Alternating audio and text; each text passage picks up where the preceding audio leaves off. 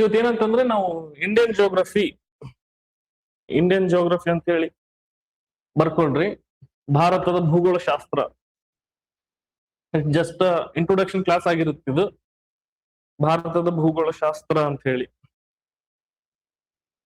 ಮತ್ ನೆನ್ಪಿಟ್ಕೊಳ್ರಿ. ಜಿಯೋಗ್ರಫಿ ಗೊತ್ತಿದೆ ನಿಮ್ಗೆ, ಓಕೆ. ಅದನ್ನ ಮತ್ತೆ ನಾವು ಅದನ್ನ ರೆಸ್ಯೂಮ್ ಮಾಡೋಣಂತೆ. ಇವಾಗ ಇಂಡಿಯನ್ ಜಿಯೋಗ್ರಫಿ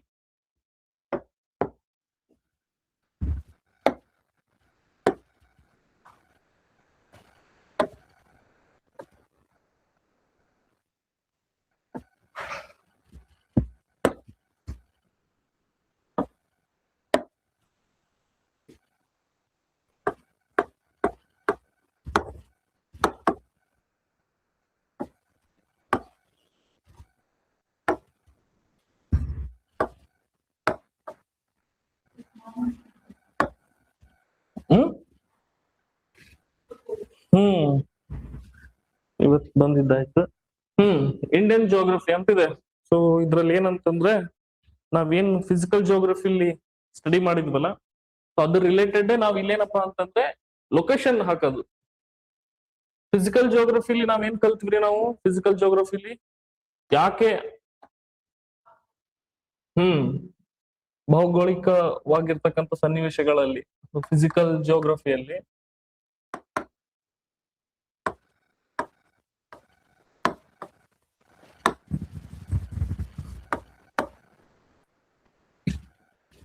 ನಾವೇನಂದ್ರೆ ಯಾವುದೇ ಒಂದು ಭೂ ಸ್ವರೂಪ, ಫಾರ್ ಎಕ್ಸಾಂಪಲ್ ಲ್ಯಾಂಡ್ ಫಾರ್ಮ್ಸ್ ಆಗಿರ್ಲಿ, ಲ್ಯಾಂಡ್ ಫಾರ್ಮ್ಸ್ ಅದನ್ನ ನಾನು ಜನರಲಿಸ್ಟಿಕ್ ಆಗಿ ಏನ್ ಹೇಳ್ಬೋದಪ್ಪ ಅಂತಂದ್ರೆ ಟೋಪೋಗ್ರಫಿ ಅಂತ ಹೇಳ್ಬೋದಾಗಿತ್ತಲ್ಲ.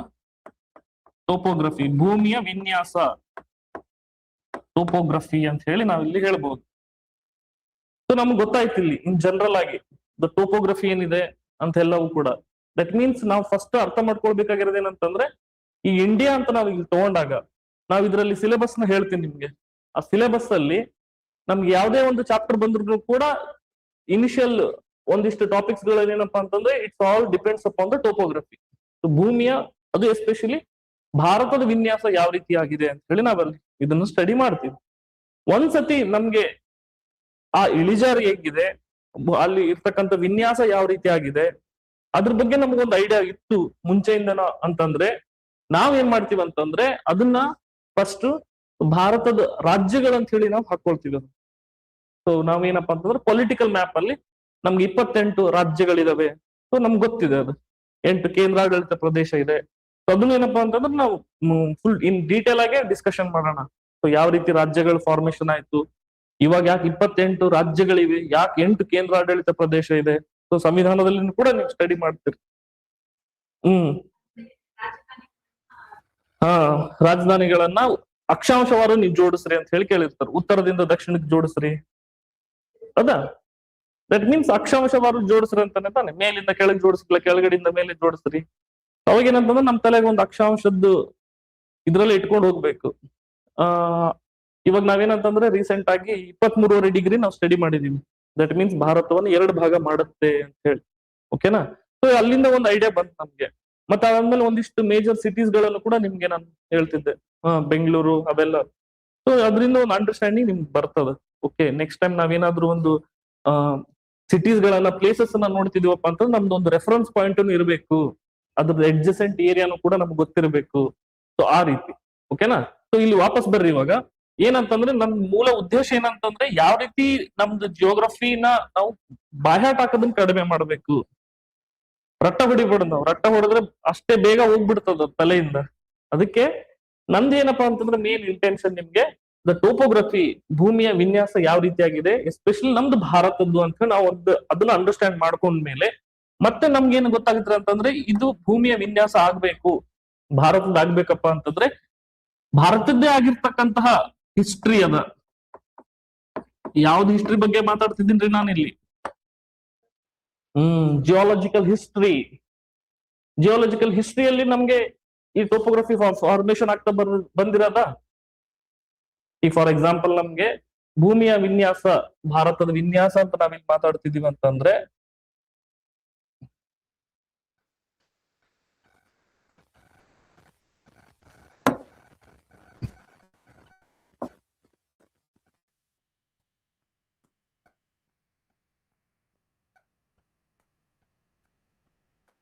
ಓಕೆನಾ. ಸೊ ಇದ್ರಲ್ಲಿ ನಮ್ಗೆ ಏನಂತಂದ್ರೆ ಮೇಲ್ಗಡೆ ಇರ್ತಕ್ಕಂತ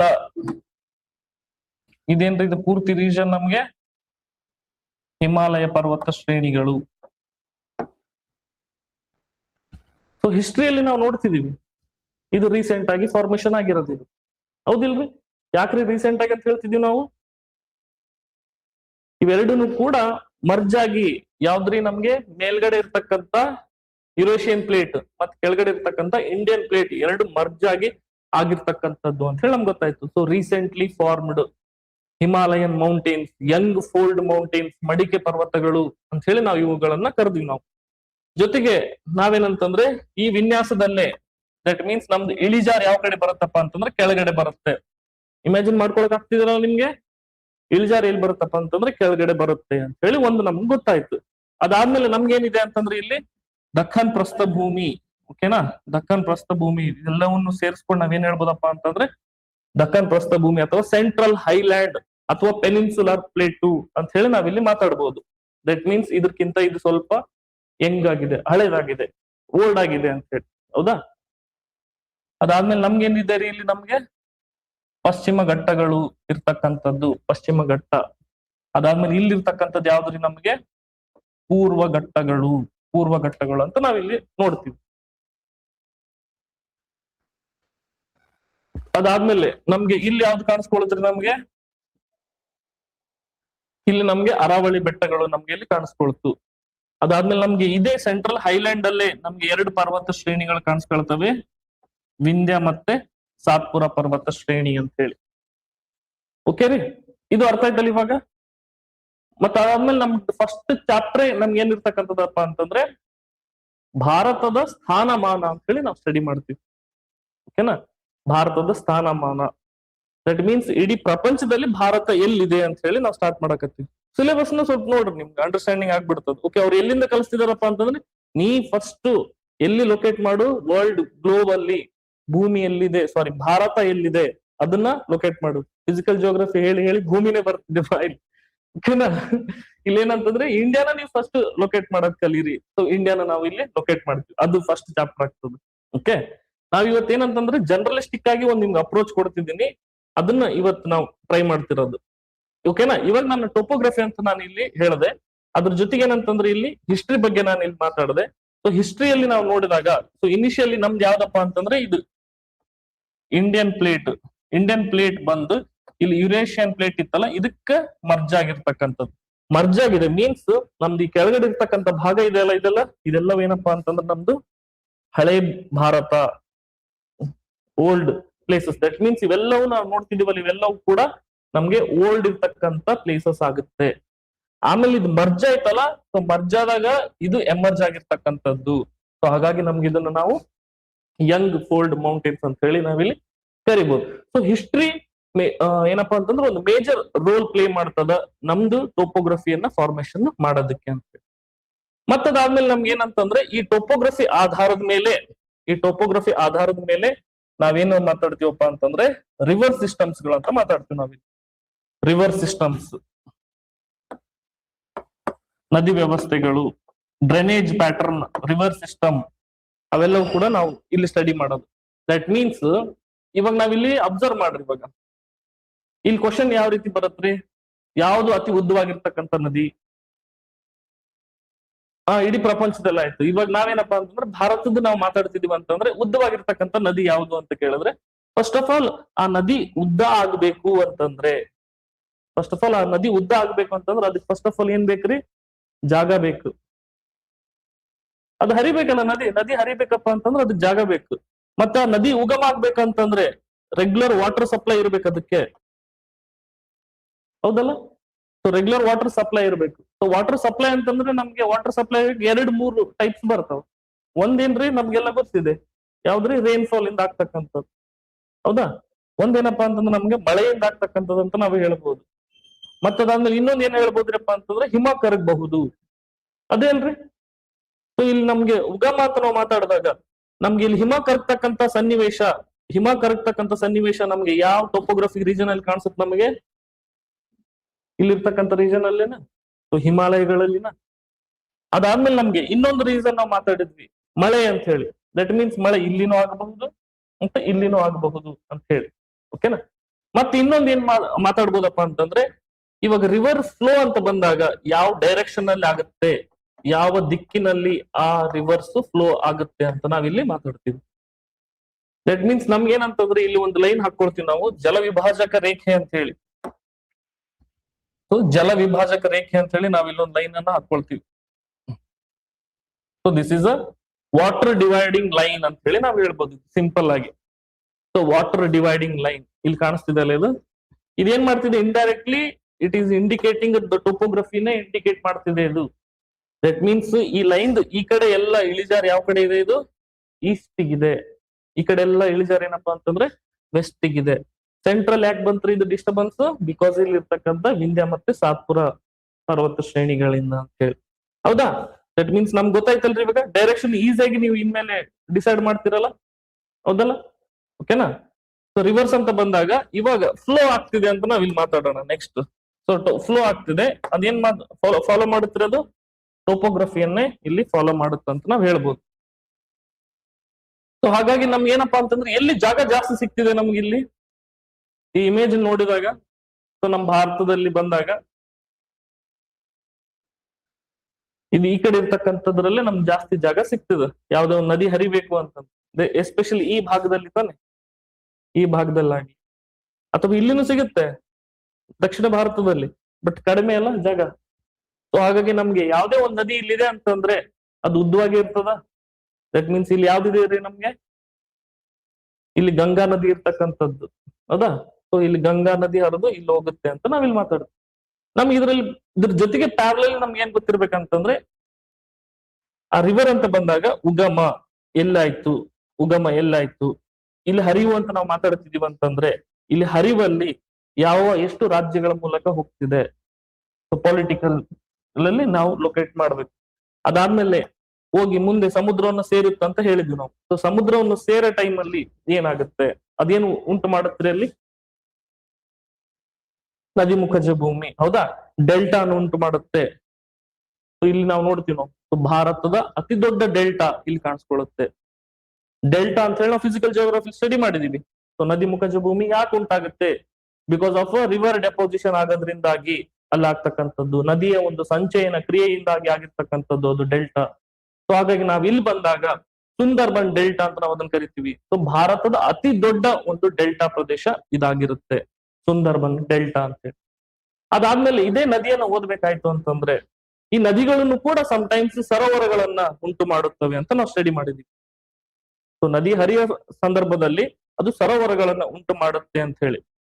ಅದನ್ನೇ ನಾವೇನಪ್ಪಾ ಅಂತಂದ್ರೆ ಆಕ್ಸ್ಬೋ ಲೇಕ್ಸ್ ಅಂತ ಕರೆದ್ವಲ್ಲ, ಆಕ್ಸ್ಬೋ ಲೇಕ್ ಶೃಂಗ ಸರೋವರಗಳಂತ ಕರಿತೀವಿ. ಸೊ ಹಾಗಾಗಿ ನಾವೇನಪ್ಪಾ ಅಂತಂದ್ರೆ ಭಾರತದ ಅತಿ ದೊಡ್ಡದಾಗಿರ್ತಕ್ಕಂತ ಒಂದು ಶೃಂಗ ಸರೋವರವನ್ನು ನಾವು ನೋಡ್ತೀವಿ. ಅದನ್ನೇ ನಾವೇನಪ್ಪಾ ಅಂತಂದ್ರೆ ಕನ್ವರ್ ಲೇಕ್ ಅಂತ ನಾವಿಲ್ಲಿ ಮಾತಾಡ್ತೀವಿ. Kanwar lake, so U P ಅಲ್ಲಿ ಇರ್ತಕ್ಕಂತ ಒಂದು ಕನ್ವರ್ ಲೇಕ್ ಅಂತ ಹೇಳಿ ನಾವಿಲ್ಲಿ ಮಾತಾಡ್ತೀವಿ. ಓಕೆನಾ. ನಾವ್ ಇಲ್ಲೇನ್ರಿ, ನಾವು ಒಂದು ಸ್ಟೋರಿಯನ್ನ ನೋಡ್ತೀವಿ ಇಲ್ಲಿ. ಆ ಸ್ಟೋರಿಲಿ ಏನಪ್ಪಾ ಅಂತಂದ್ರೆ ನಾವು ಇದು ಪ್ರೊಸೆಸ್ ಹೆಂಗಾಗುತ್ತೆ, ನದಿ ಅಂತ ಬಂದಾಗ ಇದು ಉಗಮ ಅಂತ ಬಂದಾಗ ಈ ಉಗಮ ಆಗುತ್ತೆ ಯಾವ ರೀತಿ ಆಗುತ್ತೆ, ಇಲ್ಲಿ ನಮ್ಗೆ ಯಾವ ಕ್ರಿಯೆಗಳಾಗುತ್ತೆ ಅಂತ ನಾವು ನೋಡಿದೀವಿ. ನಾವಿಲ್ಲಿ ನದಿ ಉಗಮದ ಸಂದರ್ಭದಲ್ಲಿ ಲ್ಯಾಂಡ್ ಫಾರ್ಮ್ಸ್ ಫಾರ್ಮೇಶನ್ ಆಗ್ಬೇಕಾಗಿತ್ತು ಅಂತಂದ್ರೆ ಇಲ್ಲಿ ಯಾವ ಕ್ರಿಯೆ ಆಗ್ತಾವ್ರಿ, ನಮ್ಗೆ ಎರೋಜನಲ್ ಸವಕಳಿಯ ಕ್ರಿಯೆಗಳಾಗುತ್ತೆ, ಎರೋಜನಲ್ ಅಂತ ಹೇಳಿ ನಾವಿಲ್ಲಿ ನೋಡಿದ್ವಿ, erosional. Similarly at the end we see depositional. ಗೊತ್ತಾಯ್ತಲ್ರಿ ಇದು. ಇದನ್ನ ಅರ್ಥ ಮಾಡ್ಕೊಂಡು ನಾವು ಇಂಡಿಯನ್ ಜಿಯೋಗ್ರಫಿ ಅಂತ ಬಂದಾಗ ಇಲ್ಲಿ ಏನ್ ನೆನ್ಪಿಡ್ಬೇಕ್ರಿ, ನಾವು ಪ್ಲೇಸಸ್ ಗಳನ್ನ ನೆನ್ಪಿಡ್ಬೇಕು, ಎಲ್ಲಿ ಉಗಮ ಆಗುತ್ತೆ. ಇಂಥವೇನಾದ್ರೂ ವಿಚಿತ್ರವಾಗಿರ್ತಕ್ಕಂಥ ಸನ್ನಿವೇಶಗಳು ಬಂದವ, ಕನ್ವರ್ ಲೇಕ್ ಆಗಿರ್ತಕ್ಕಂಥದ್ದು ಅದು ಆಗ್ಲಿ, ಇವೆಲ್ಲವೂ ಮತ್ತೆ ಡೆಲ್ಟಾ ಫಾರ್ಮೇಶನ್ ಮಾಡ್ತಾ. ಸೊ ಅಂತವ್ ಏನಪ್ಪಾ ಅಂತಂದ್ರೆ ಫ್ಯಾಕ್ಟ್ಸ್ ಗಳನ್ನ ನಾವಿಲ್ಲಿ ಲೊಕೇಟ್ ಮಾಡಕ್ಕೆ ಸ್ಟಾರ್ಟ್ ಮಾಡ್ತೀವಿ. ಗೊತ್ತಾಯ್ತ್ರಿ ಇದು. ಸೊ ಒಂದು ಎಕ್ಸಾಂಪಲ್ ನಾನು ಇವತ್ತು ತಗೊಂಡಿದ್ದು ರಿವರ್ ಅಂತ ಹೇಳಿ ಬಂದಾಗ, ಅದ್ರ ಬಗ್ಗೆ ನಾವು ಆಮೇಲೆ ಡೀಟೇಲ್ ಆಗಿ ಸ್ಟಡಿ ಮಾಡೋಣ ಅಂತೆ. ಓಕೆನಾ. ಇಲ್ಲಿ ನಾನು ನಿಮ್ಗೆ ಹೇಳಕ್ ಬಯಸಿದ್ದು ಏನಪ್ಪಾ ಅಂತಂದ್ರೆ ದ ಇಂಪಾರ್ಟೆನ್ಸ್ ಆಫ್ ಟೋಪೋಗ್ರಫಿ ಏನಿತ್ತು ಅಂತ ಹೇಳಿ ನಮ್ಗೆ ಇದನ್ನ ನಾವು ಫಸ್ಟ್ ಸ್ಟಡಿ ಮಾಡ್ತೀವಿ.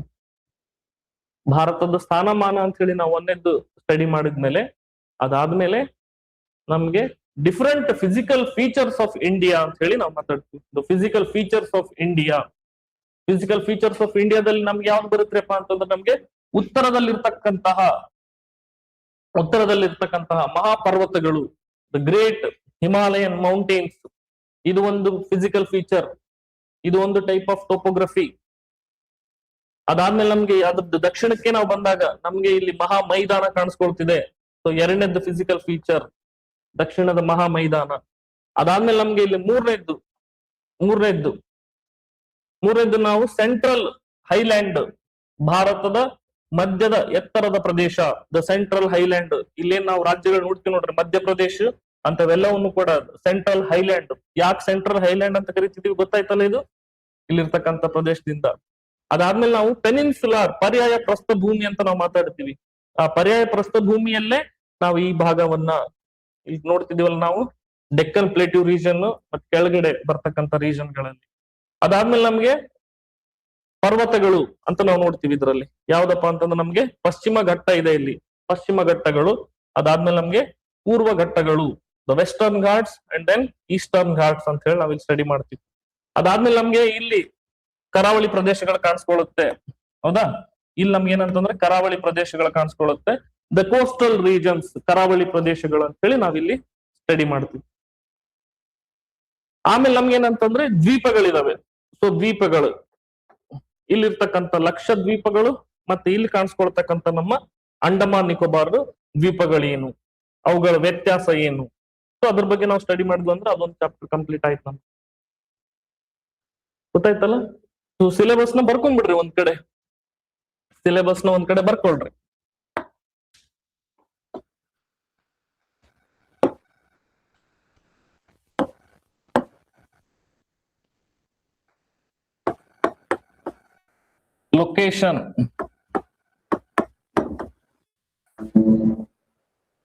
ಲೊಕೇಶನ್ ಭೂಮಿಯ ಭಾರತದ ಸ್ಥಾನಮಾನ, ದ ಲೊಕೇಶನ್ ಆಫ್ ಇಂಡಿಯಾ, ಸ್ಥಾನಮಾನ. ಇದ್ರಲ್ಲಿ ಏನಪ್ಪಾ ಅಂತಂದ್ರೆ ಎರಡು ಫ್ಯಾಕ್ಟರ್ ಗಳನ್ನ ನಾವಿಲ್ಲಿ ನೋಡ್ತೀವಿ. ಲೊಕೇಶನ್ ಅಲ್ಲಿ ನಾವು ಸೈಜ್ ಮತ್ತೆ ಎಕ್ಸ್ಟೆಂಟ್,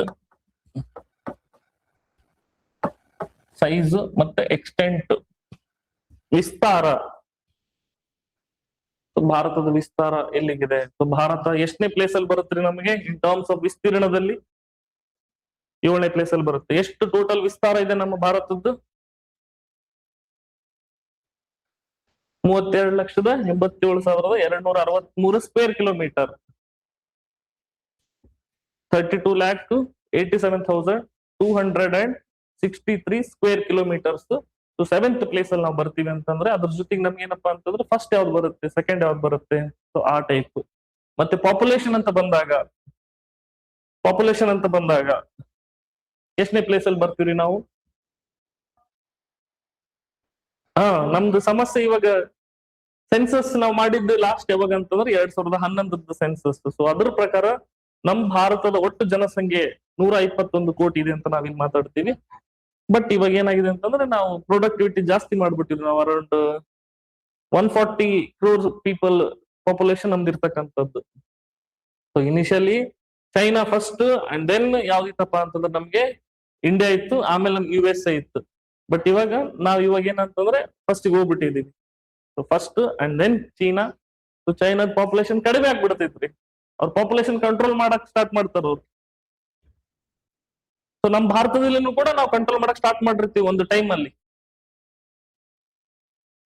1980ರ ದಶಕದಲ್ಲಿ ಅವಾಗ ಏನಂತಂದ್ರೆ ವೆಸೆಕ್ಟಮಿ, ಟುಬೆಕ್ಟಮಿ ಅಂತ 2 ಟೈಪ್ ಬರ್ತಾವ್ರಿ ಚೈಲ್ಡ್ ಕಂಟ್ರೋಲಿಂಗ್ ಮೆಥಡ್ಸ್ ಗಳಲ್ಲಿ. ವೆಸೆಕ್ಟಮಿ ಮತ್ತೆ ಟುಬೆಕ್ಟಮಿ ಅಂತ ಹೇಳಿ. ವೆಸೆಕ್ಟಮಿ ಗಂಡಸರಲ್ಲಿ, ಪುರುಷರಲ್ಲಿ ಮಾಡ್ತಕ್ಕಂಥದ್ದು, ಟುಬೆಕ್ಟಮಿ ಮಹಿಳೆಯರಲ್ಲಿ ಆಗ್ತಕ್ಕಂಥದ್ದು. ಆ ಟೈಮಲ್ಲಿ ಏನಪ್ಪಾ ಅಂತಂದ್ರೆ ಒಂದು ಪದ ಯೂಸ್ ಮಾಡ್ತಿದ್ರಿ, ನಸ್ಬಂದಿ ಸರ್ಕಾರ ಅಂತ ಹೇಳಿ. ನಸ್ಬಂದಿ ಸರ್ಕಾರ 1980ರದ ಆ ಪೀರಿಯಡ್ ಅಲ್ಲಿ ಏನ್ ಮಾಡ್ತಿದ್ರು ಅಂದ್ರೆ ಹುಡುಗರ್ನ, ದಟ್ ಮೀನ್ಸ್ ಹುಡುಗರ್ನಲ್ಲ ಪುರುಷರನ್ನ ಕರ್ಕೊಂಡೋಗಿ ಆಪರೇಷನ್ ಮಾಡ್ಬಿಡೋದು, ನಿಲ್ಲಿಸ್ರಿ ನೀವು ಪಾಪ್ಯುಲೇಷನ್ ಅಂತ ಹೇಳಿ, ಆ ಟೈಪ್. ಸೊ ನಸಬಂದಿ ಅಂತ ಅದನ್ನ ಕರಿತಿದ್ರು. ಓಕೆನಾ. ಸೊ ಅದು ಪಾಪ್ಯುಲೇಷನ್ ಅಂತ ಬರುತ್ತೆ, ಅಲ್ಲಿ ನೋಡ್ತೀವಿ ನಾವು. ಸೊ ಟೋಟಲ್ ಲ್ಯಾಂಡ್ ಏರಿಯಾದಲ್ಲಿ ಭಾರತದ ಎಷ್ಟು ಪರ್ಸೆಂಟ್ ಬರುತ್ತೆ? ಸೊ 2.4% ಅಷ್ಟೇ ಇದೆ ನಮ್ದು. ಅರ್ಥ ಮಾಡ್ಕೊಡ್ರಿ, ಜಾಗ ಇರೋದೆಷ್ಟ್ರಿ? 2.4% ಇದೆ. ಆದ್ರೆ ಪಾಪ್ಯುಲೇಷನ್ ಎಷ್ಟಿದೆ ನಮ್ದು? ಇಡೀ ಪ್ರಪಂಚ ಕಂಪೇರ್ ಮಾಡ್ಕೊಂಡ್ರೆ ಅರೌಂಡ್ 18% ಪಾಪ್ಯುಲೇಷನ್ ನಮ್ದು ಬರುತ್ತೆ. ಅದಕ್ಕೆ ಜನಸಾಂದ್ರತೆ, ಡೆನ್ಸಿಟಿ, ದ ಪಾಪ್ಯುಲೇಷನ್ ಡೆನ್ಸಿಟಿ ನಮ್ಮ ಹತ್ರ ಜಾಸ್ತಿ ಇರುತ್ತೆ. ಇಂಥ ಟರ್ಮ್ಸ್ ಗಳು ನಾವು ಹ್ಯೂಮನ್ ಜಿಯೋಗ್ರಫಿ ನಾವು ಸ್ಟಡಿ ಮಾಡ್ತೀವಿ. ಸೊ ಇದನ್ನ ನಾವು ಸಿಂಪಲ್ ಆಗಿ ಒಂದು 15 ಮಿನಿಟ್ಸ್ ಅಲ್ಲಿ ನಾವು ಇದನ್ನ ಕಂಪ್ಲೀಟ್ ಮಾಡ್ಬೋದು. ಬಟ್ ಏನಂತಂದ್ರೆ ಲೊಕೇಶನ್ ಎಲ್ಲಿರುತ್ತೆ, ಏನಿರುತ್ತೆ ಅದ್ರ ಬಗ್ಗೆ ನಾವಲ್ಲಿ ಸ್ಟಡಿ ಮಾಡ್ತೀವಿ. ಮತ್ತೆ ಎರಡನೇ ಚಾಪ್ಟರ್ ಅಲ್ಲಿ ನಮ್ಗೆ ಏನಪ್ಪಾ ಅಂತಂದ್ರೆ ನಾವು ಸ್ವಲ್ಪ ಡಿಸ್ಕಷನ್ ಮಾಡೋಣ. ಲೈಕ್ ಅಲ್ಲಿ ನಾವೇನಂತಂದ್ರೆ the political map of India ಅಂತ ಹೇಳಿ ಅಲ್ಲಿ ಹಾಕೊಡ್ರಿ. The political map of India, ರಾಜಕೀಯ ನಕ್ಷೆ, ರಾಜಕೀಯವಾಗಿ ನಕ್ಷೆ ಅಂತ ಹೇಳಿ ನಾವಿಲ್ಲಿ ಹೇಳ್ಬೋದು.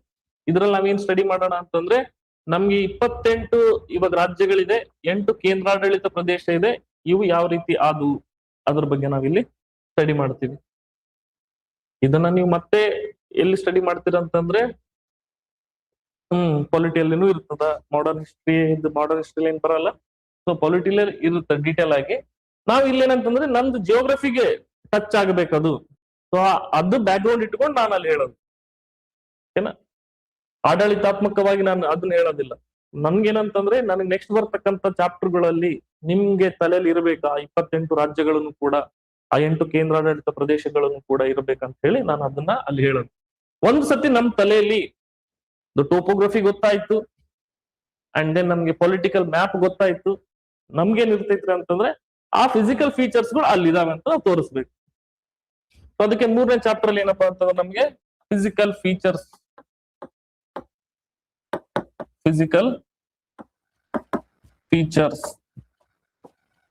Of India.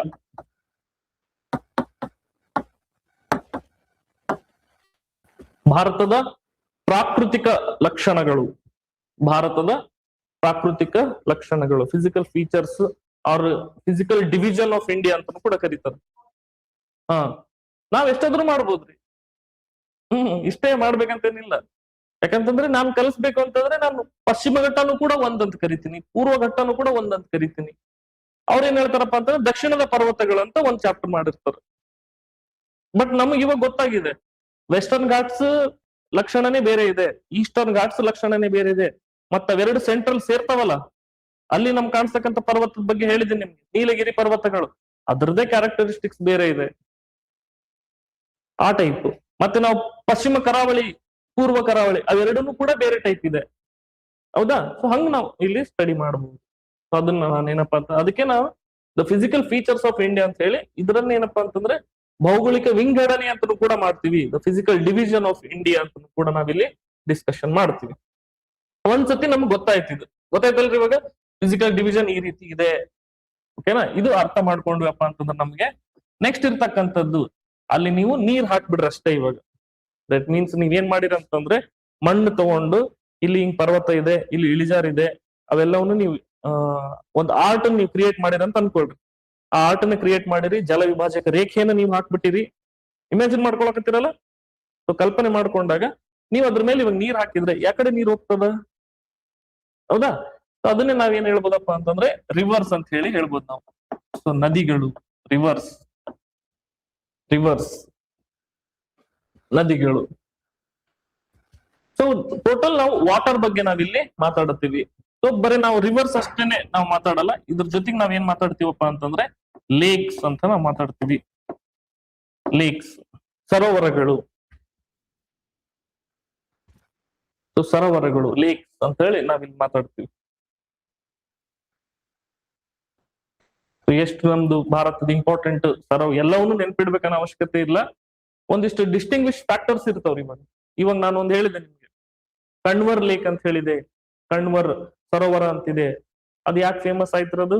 ಆಕ್ಸ್ಬೋ ಲೇಕ್. ಅದು ಏಷ್ಯಾದಲ್ಲೇ ಅತಿ ದೊಡ್ಡ ಆಕ್ಸ್ಬೋ ಲೇಕ್, ಏಷ್ಯಾದಲ್ಲೇ ಇರ್ತಕ್ಕಂಥದ್ದು. ಅದು ಅದೊಂದು ಫಿಸಿಕಲ್ ಫೀಚರ್, ಅದು ಲ್ಯಾಂಡ್ ಫಾರ್ಮ್ ಅದು. ಅದಕ್ಕೆ ಆಕ್ಸ್ಬೋ ಲೇಕ್, ಶೃಂಗ ಸರೋವರ ಅಂತ ನಾವು ಕರಿತೀವಿ. ಆ ಟೈಪ್. ಚಿಲ್ಕಾ ಲೇಕ್ ಅಂತ ಬರ್ತೈತಿ, ಅದು ಯಾಕೆ ಇಂಪಾರ್ಟೆಂಟ್? ಹೌದಾ, ಊಲಾರ್ ಲೇಕ್ ಅಂತ ಬರ್ತೈತಿ. ಸೊ ಲೇಕ್ಸ್ ಅಂತ ನಾವು ಇಲ್ಲಿ ಸ್ಟಡಿ ಮಾಡ್ತೀವಿ ಅಂತಂದ್ರೆ ಯಾವ ರೀತಿ ಸ್ಟಡಿ ಮಾಡ್ತೀವಿ ಅಂತಂದ್ರೆ, ನಾನು ಫಸ್ಟ್ ಇಷ್ಟಿಷ್ಟು ಲೇಕ್ಸ್ ಗಳಿದಾವ ಹಂಗ ಹೇಳೋದಿಲ್ಲ. ಇದ್ರಲ್ಲಿ ಹೆಂಗ ಅಂತಂದ್ರೆ ನಮ್ಗೆ ಫ್ರೆಶ್ ವಾಟರ್ ಲೇಕ್ ಅಂತಂದ್ರೆ ಏನು, ಫ್ರೆಶ್ ವಾಟರ್ ಲೇಕ್ ಅಂತಂದ್ರೆ ಏನು, ಸಾಲ್ಟ್ ವಾಟರ್ ಲೇಕ್ ಅಂತಂದ್ರೆ ಏನು, ಫಸ್ಟ್ ಇದನ್ನ ಡಿಫ್ರೆನ್ಸ್ ನಮ್ಗೆ ಗೊತ್ತಿರ್ಬೇಕು. ಮತ್ತ ಅದಾದ್ಮೇಲೆ ಇದು ಲೇಕ್ಸ್ ಡಿಫ್ರೆಂಟ್ ಫಾರ್ಮ್ಸ್ ಯಾವ್ದಿದೆ, ಯಾವ ಲ್ಯಾಂಡ್ ಫಾರ್ಮ್ಸ್ ಇಂದ ಆಗಿರ್ತಕ್ಕಂಥದ್ದು ಲೇಕ್ಸ್ ಇದು. ದಟ್ ಮೀನ್ಸ್ ನಮ್ಗೆ ಗ್ಲೇಷಿಯರ್ ಲೇಕ್ಸ್ ಕಾಣಿಸ್ಕೊಳ್ತಾವ, ಹಿಮ ನದಿಯಿಂದ ಆಗಿರ್ತಕ್ಕಂಥ ಸರೋವರಗಳು. ಮಾನಸ ಸರೋವರ ಲೇಕ್ ಇದೆ ಅಲ್ರದು, ಹೌದಾ, ಅದನ್ನ ಹೇಳ್ಬೋದು. ಅಂದ್ರೆ ಯಾವ ರೀತಿ ಉಂಟಾಯ್ತು. ಮತ್ತೆ ಆಕ್ಸ್ಬೋ ಲೇಕ್ ಅಂತ ಹೇಳಿದೆ, ಮತ್ತೆ ಬ್ರಾಕಿಶ್ ವಾಟರ್ ಲೇಕ್, ಲಗೂನು, ಇವೆಲ್ಲವನ್ನು ನಾವು ಮಾತಾಡಿದೀವಿ. ಸೊ ಅಂತ ಫಾರ್ಮ್ಸ್ ಗಳು ಏನಿದೆ ಏನಿಲ್ಲ ಅಂತ ಹೇಳಿ, ಮತ್ತೆ ಡಿಸ್ಟಿಂಗ್ವಿಶಿಂಗ್ ಫೀಚರ್ಸ್ ಏನ್ ಬರುತ್ತೆ ಅದರಲ್ಲಿ ಅಂತ ಹೇಳಿ, ಅವನ್ನ ನಾವಿಲ್ಲಿ ಅದ್ರ ಮೂಲಕ ನಾವು ಸ್ಟಡಿ ಮಾಡಕ್ ನಾವಿಲ್ಲಿ ನೋಡ್ತೀವಿ. ಓಕೆನಾ. ಸೊ ಹಿಂಗ್ ನಾವ್ ಅಲ್ಲಿ ಸ್ಟಡಿ ಮಾಡೋಣ. ಸೊ ಡಿಫ್ರೆಂಟ್ ಫಾರ್ಮ್ಸ್ ಏನು, ಮತ್ತೆ ಯಾವ ರಾಜ್ಯಗಳಲ್ಲಿ ಬರುತ್ತೆ ಅವೆಲ್ಲವನ್ನು ಕೂಡ. ಮತ್ತೆ ನ್ಯಾಚುರಲ್ ಆಗಿದೆನಾ, ಅದು ಸ್ವಾಭಾವಿಕವಾಗಿದೆನಾ, ನ್ಯಾಚುರಲ್ ಆಗಿದೆನಾ ಅಥವಾ ಆರ್ಟಿಫಿಷಿಯಲ್ ಇದೆನಾ, ಅದು ಗೊತ್ತಾಗ್ತಿದ್ದಾರೆ ಇಲ್ಲಿ. ಆರ್ಟಿಫಿಷಿಯಲ್ ಲೇಕ್ಸ್ ಇರ್ತವೇನ್ರಿ ಅಂತ ಕೇಳ್ಬೋದಲ್ಲ ನೀವು. ಆರ್ಟಿಫಿಷಿಯಲ್ ಲೇಕಿಗೆ ನಾವು ಡ್ಯಾಮ್ಸ್ ಗಳು ಎಕ್ಸಾಂಪಲ್ ಕೊಡ್ಬೋದಲ್ರಿ. ಪಂಪ ಸಾಗರ ಅಂತ ಕರೆದ್ಬಿಟ್ಟಿವಿ ನಾವು, ಮುಂಚೆ ಇತ್ತ ಅದು ಸಾಗರ, ಹೌದಿಲ್ರಿ. ಸೊ ಪಂಪ ಸಾಗರ ಅಂತ ನಾವು ಕರೆದ್ವಿ. ಯಾವ್ದಕ್ ಕರೆದ್ವಿ ನಾವು ಪಂಪ ಸಾಗರನ? ಪಂಪ ಸಾಗರ ಅಂತ ಹೇಳಿ ನಾವು ಯಾವ ಒಂದು ಲೇಕಿಗೆ ಕರೆದಿದೀವಿ? ಆರ್ಟಿಫಿಷಿಯಲ್ ಲೇಕಿಗೆ. ತುಂಗಭದ್ರಾ ಡ್ಯಾಮ್ ಇದೆಯಲ್ಲ ನಮ್ದು, ಆ ತುಂಗಭದ್ರಾ ಡ್ಯಾಮಿಗೆ ಅದ್ರ ಹಿಂದೆ ನೀರ್ ಜಮಾ ಆಗಕ್ ಸ್ಟಾರ್ಟ್ ಆಯ್ತಲ್ಲ, ಡ್ಯಾಮ್ ಕಟ್ಟಿದ ಮೇಲೆ, ಅದನ್ನೇನಪ್ಪಾ ಅಂತಂದ್ರೆ ಪಂಪ ಸಾಗರ ಅಂತ ಹೇಳಿ ಅದನ್ನ ಕರೆದು. ಓಕೆನಾ. ಸೊ ಇದು ನಮ್ಗೆ ರಿವರ್ಸ್, ಲೇಕ್ಸ್ ಇದ್ರ ಬಗ್ಗೆ ನಾವಿಲ್ಲಿ ಸ್ಟಡಿ ಮಾಡ್ಕೊಂಡು, ಅದಾದ್ಮೇಲೆ ಏನಪ್ಪಾ ಅಂತಂದ್ರೆ ನಮ್ಗೆ ಇಲ್ಲಿ ಇನ್ನೊಂದು ಟೈಪ್ ಬರುತ್ತೆ, ರಾಮ್ಸಾರ್ ಸೈಟ್ ಅಂತ ಹೇಳಿ. ರಾಮ್ಸಾರ್ ಸೈಟ್ ಅಂದ್ರೆ ವಾಟರ್ ಬಾಡೀಸ್ ಗಳನ್ನ, ಎಸ್ಪೆಷಲಿ ಲೇಕ್ಸ್ ಅನ್ನ ಕನ್ಸರ್ವ್ ಮಾಡೋದಕ್ಕೋಸ್ಕರ 1973ರಿಂದ ಏನ್ ಮಾಡ್ತಾರೆ ಅಂತಂದ್ರೆ, ರಾಮ್ಸಾರ್ ಒಂದು ಸನ್ನಿವೇಶ, ಇದು ಒಂದು ಸಮಾವೇಶ ನಡೀತದ, ರಾಮ್ಸಾರ್ ಸಮಾವೇಶ. ಆ ರಾಮ್ಸಾರ್ ಸಮಾವೇಶದಿಂದ ರಾಮ್ಸಾರ್ ಸೈಟ್ಗಳು, ಜೌಗು ಪ್ರದೇಶಗಳು, ವೆಟ್ ಲ್ಯಾಂಡ್ಸ್ ಗಳನ್ನ, ಸೊ ಈ ಲೇಕ್ಸ್ ಗಳು ಇದ್ರಲ್ಲಿ ಯಾವ್ದು ಬರುತ್ತೆ ಅಂತದನ್ನ ನಾವಿಲ್ಲಿ ನೋಡ್ತೀವಿ. ಮತ್ತೆ ಇಲ್ಲೊಂದು ಪ್ರೋಗ್ರಾಮ್ ಬರ್ತದ, national programme for lake conservation, national programme for lake conservation ಅಂತ ಹೇಳಿ. ಸೊ ಇದ್ರಲ್ಲಿ ಏನು ಫ್ಯಾಕ್ಟರ್ ಇದೆ, ಸೊ ಅದ್ರ ಬಗ್ಗೆ ನಾವು ನೋಡ್ತೀವಿ. ಗೊತ್ತಾಯ್ತ್ರಿ ಇದು. ಸೊ ಲೇಕ್ ಅಂತ ನಾವು ಬರೋದನ್ನೆಲ್ಲ ಹೋಗಿ ಗಟ್ಟಿ ಹೊಡಿಯೋದಲ್ಲ, ನಾವ್ ಏನ್ ಮಾಡ್ತೀವಪ್ಪ ಅಂತಂದ್ರೆ ಫ್ರೆಶ್ ವಾಟರ್ ಏನು, ಇದರಲ್ಲಿ ಸಬ್ ಕಾನ್ಸೆಪ್ಟ್ ಗಳು ಮಾಡ್ಕೊಂಡು, ರಿವರ್ಸ್ ಕೂಡ ಹಂಗೆ ಮಾಡ್ತೀವಿ ನಾವು. ಇಲ್ಲಿ ನಿಮ್ಗೆ ಒಂದು ಗ್ಲಿಮ್ಸ್ ಕೊಟ್ಟಿರೋದು ಅಷ್ಟೇ ನಾನು. ಸೊ ನಮ್ಗೆ ಇವಾಗ ಇಲ್ಲಿ ಏನ್ ಗೊತ್ತಾಯ್ತಪ್ಪ ಅಂತಂದ್ರೆ, ನಮ್ದು ಹೈಡ್ರೋಸ್ಫಿಯರ್, ನಮ್ದು ಹೈಡ್ರೋಲಜಿ ಪವರ್ ಇಷ್ಟಿದೆ, ಫಿಸಿಕಲ್ ಡಿವಿಷನ್ ಇಷ್ಟಿದೆ, ಇದು ಅರ್ಥ ಮಾಡ್ಕೊಂಡ್ವಿ ನಾವು ಅಪ್ಪ ಅಂತಂದ್ರೆ. ಒಂದ್ಸತಿ ನಾವು ಟೋಪೋಗ್ರಫಿಯನ್ನ ಅರ್ಥ ಮಾಡ್ಕೊಂಡ್ವಿ. ಅಂಡ್ ಸಿಮಿಲರ್ಲಿ ನಮ್ಗೆ ಏನಪ್ಪಾ ಅಂತಂದ್ರೆ ಇನ್ನೊಂದು ಕ್ಲೈಮೇಟ್ ಅಂತ ಬರ್ತದೆ. ಕ್ಲೈಮೇಟ್ ಭಾರತದ ಒಂದು ವಾಯುಗುಣ, ಭಾರತದ ವಾಯುಗುಣ ಕ್ಲೈಮೇಟ್ ಅಂತ ಹೇಳಿ ನಾವು ನೆಕ್ಸ್ಟ್ ಚಾಪ್ಟರ್ ಅಲ್ಲಿ ನಮ್ಗೆ ಯಾವ್ದು ಬರುತ್ತೆ ಅಪ್ಪ ಅಂತಂದ್ರೆ ಭಾರತದ ಕ್ಲೈಮೇಟ್.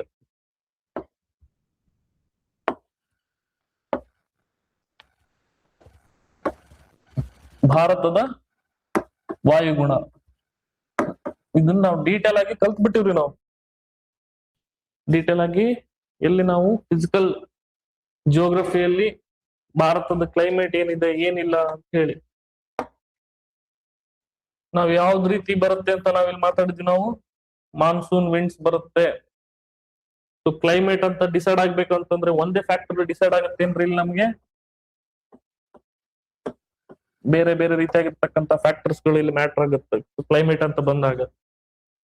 ಕ್ಲೈಮೇಟ್ ಅಂತ ಬಂದಾಗ ನಮ್ಗೆ ಫಸ್ಟ್ ಆಫ್ ಆಲ್ ಎಲ್ಲಿ ಲೊಕೇಟ್ ಆಗಿದೆ ಇದು, ದಟ್ ಮೀನ್ಸ್ ನಮ್ಗೆ ನಾರ್ದರ್ನ್ ಹೆಮಿಸ್ಫಿಯರ್ ಅಲ್ಲಿ ಇದೇನೋ, ಸದರ್ನ್ ಹೆಮಿಸ್ಫಿಯರ್ ಅಲ್ಲಿ ಇದೇನೋ. ದಟ್ ಮೀನ್ಸ್ ನಮ್ಗೆ ಲ್ಯಾಟಿಟ್ಯೂಡ್ ವೈಸ್ ಇದು ಎಲ್ಲಿದೆ, ಅಕ್ಷಾಂಶವಾರು ಇದು ಎಲ್ಲಿದೆ, ದಟ್ ಮೀನ್ಸ್ ನಮ್ಗೆ ಟೆಂಪರೇಟ್ ರೀಜನ್ ಅಲ್ಲಿ ಇದೆನೋ, ಟ್ರಾಪಿಕಲ್ ರೀಜನ್ ಅಲ್ಲಿ ಇದೆನೋ, ಸಬ್ ಟ್ರಾಪಿಕಲ್ ರೀಜನ್ ಅಲ್ಲಿ ಇದೆನೋ, ಅದನ್ನ ನಾವು ನೋಡ್ತೀವಿ. ಅದನ್ನ ನೋಡ್ಕೊಂಡಾಗ ನಮ್ಗೆ ಗೊತ್ತಾಗುತ್ತೆ ಏನಪ್ಪಾ ಅಂತಂದ್ರೆ ಭಾರತ 2 ರೀಜನ್ ಅಲ್ಲಿ ಕೂಡ ಬರುತ್ತೆ. ಒಂದೇನಪ್ಪಾ ಅಂತಂದ್ರೆ ಟ್ರಾಪಿಕಲ್ ರೀಜನ್ ಅಲ್ಲಿ, ಇನ್ನೊಂದು ನಮ್ಗೆ ಟೆಂಪರೇಟ್ ರೀಜನ್ ಅಲ್ಲಿ. ಮತ್ತೆ ಕ್ಲೈಮೇಟ್ ಡಿಸೈಡ್ ಮಾಡ್ತಕ್ಕಂಥ ಫ್ಯಾಕ್ಟರ್ ಗಳಲ್ಲಿ ಇದೇ ನಾವು ಟೋಪೋಗ್ರಫಿ ಅಂತ ಹೇಳಿ ನಾವಿಲ್ಲಿ ಮಾತಾಡಿದ್ವಿ. ಟೋಪೋಗ್ರಫಿ ಯಾವ ರೀತಿ ಇರುತ್ತೆ ಅಂತ ಹೇಳಿ.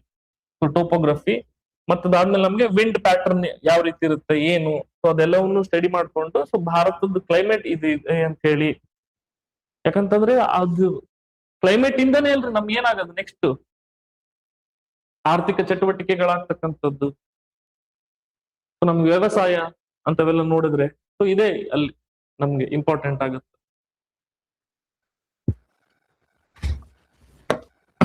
ಗೊತ್ತಾಗ್ತಿದೆಯಲ್ರಿ ಇಷ್ಟು? ಭಾರತದ ಕ್ಲೈಮೇಟ್ ಅಂತ ನಾವು ಇಲ್ಲಿ ಸ್ಟಡಿ ಮಾಡ್ತೀವಿ. ಅದಾದ್ಮೇಲೆ ಸೊ ಕ್ಲೈಮೇಟ್ ಅಂತ ನಾವು ಇಲ್ಲಿ ಸ್ಟಡಿ ಮಾಡಿದ್ಮೇಲೆ ನಮ್ಗೆ ಟೋಪೋಗ್ರಫಿ ಗೊತ್ತಾಯ್ತು. ಆಮೇಲೆ ನಮ್ಗೆ ಯಾವ ರೀತಿ ಕ್ಲೈಮೇಟ್ ಡಿಸೈಡಿಂಗ್ ಫ್ಯಾಕ್ಟರ್ ಇದೆ ಅಂತ ಗೊತ್ತಾಯ್ತು. ಅದು ಅರ್ಥ ಆದ್ಮೇಲೆ ನಮ್ಗೆ ಏನಪ್ಪಾ ಅಂತಂದ್ರೆ ಭಾರತದ ಮಣ್ಣುಗಳು, ದ ಸಾಯಿಲ್ಸ್ ಆಫ್ ಇಂಡಿಯಾ. ಭಾರತದ ಮಣ್ಣುಗಳು, ಸಾಯಿಲ್ಸ್ ಆಫ್ ಇಂಡಿಯಾ, ಭಾರತದ ಮಣ್ಣು.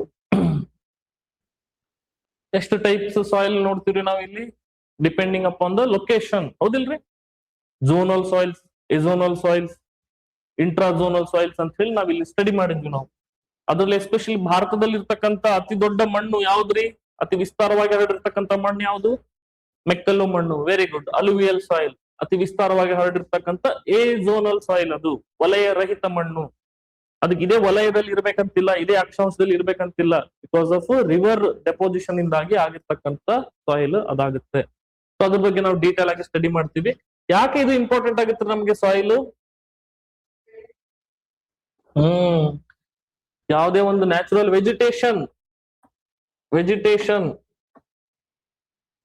ವೆಜಿಟೇಷನ್ ಗ್ರೋತ್ ಆಗ್ತಿದೆ ಅಂತಂದ್ರೆ ನಮ್ಗೆ ಏನ್ ಬೇಕ್ರಿ? ಇಲ್ಲಿ ನಮ್ಗೆ ದ ಸಾಯಿಲ್ ಬೇಕು ಇಲ್ಲಿ ಫಸ್ಟ್ ಆಫ್ ಆಲ್, ಅದಲ್ಲ? ಅದಕ್ಕೋಸ್ಕರ ಸೊ ವೆಜಿಟೇಷನ್ ಗ್ರೋತ್ ಆಗೋದಕ್ಕಾಗ್ಲಿ, ಸೊ ವೆಜಿಟೇಷನ್ ನಾವು ಆರ್ಟಿಫಿಷಿಯಲಿ ಮಾಡಿದ್ವಪ್ಪ ಅಂತಂದ್ರೆ ಅದನ್ನೇ ನಾವು ಅಗ್ರಿಕಲ್ಚರ್ ಅಂತ ಹೇಳಿ ಕರಿತೀವಿ. ಅಗ್ರಿಕಲ್ಚರ್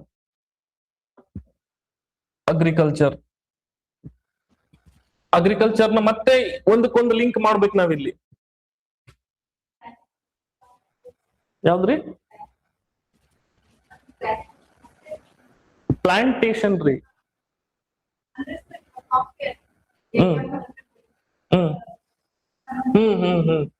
ಅವತ್ ಏನಂತಂದ್ರೆ ನೀವು ಕ್ವಶನ್ ಏನ್ ಕೇಳಕತ್ತೀರ ಅಂತಂದ್ರೆ ಅಗ್ರಿಕಲ್ಚರ್ ಅಲ್ಲಿ ನಮಗೆ ಡಿಫರೆಂಟ್ ಟೈಪ್ಸ್ ಆಫ್ ಕ್ರಾಪ್ಸ್ ಬರ್ತದೆ, ಬೆಳೆಗಳು ಬರ್ತವೆ.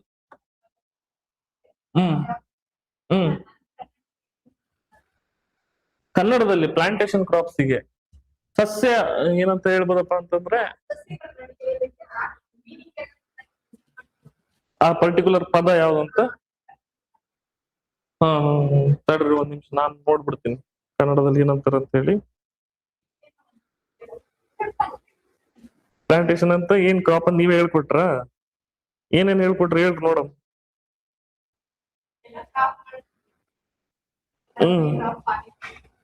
ಅದನ್ನ ಖಾರಿಫ್ ರಾಬಿ ಎಲ್ಲ ಹೇಳಿದ್ರ? ವಿಂಟರ್ ಅಲ್ಲಿ ಮಾಡ್ತೀವಿ.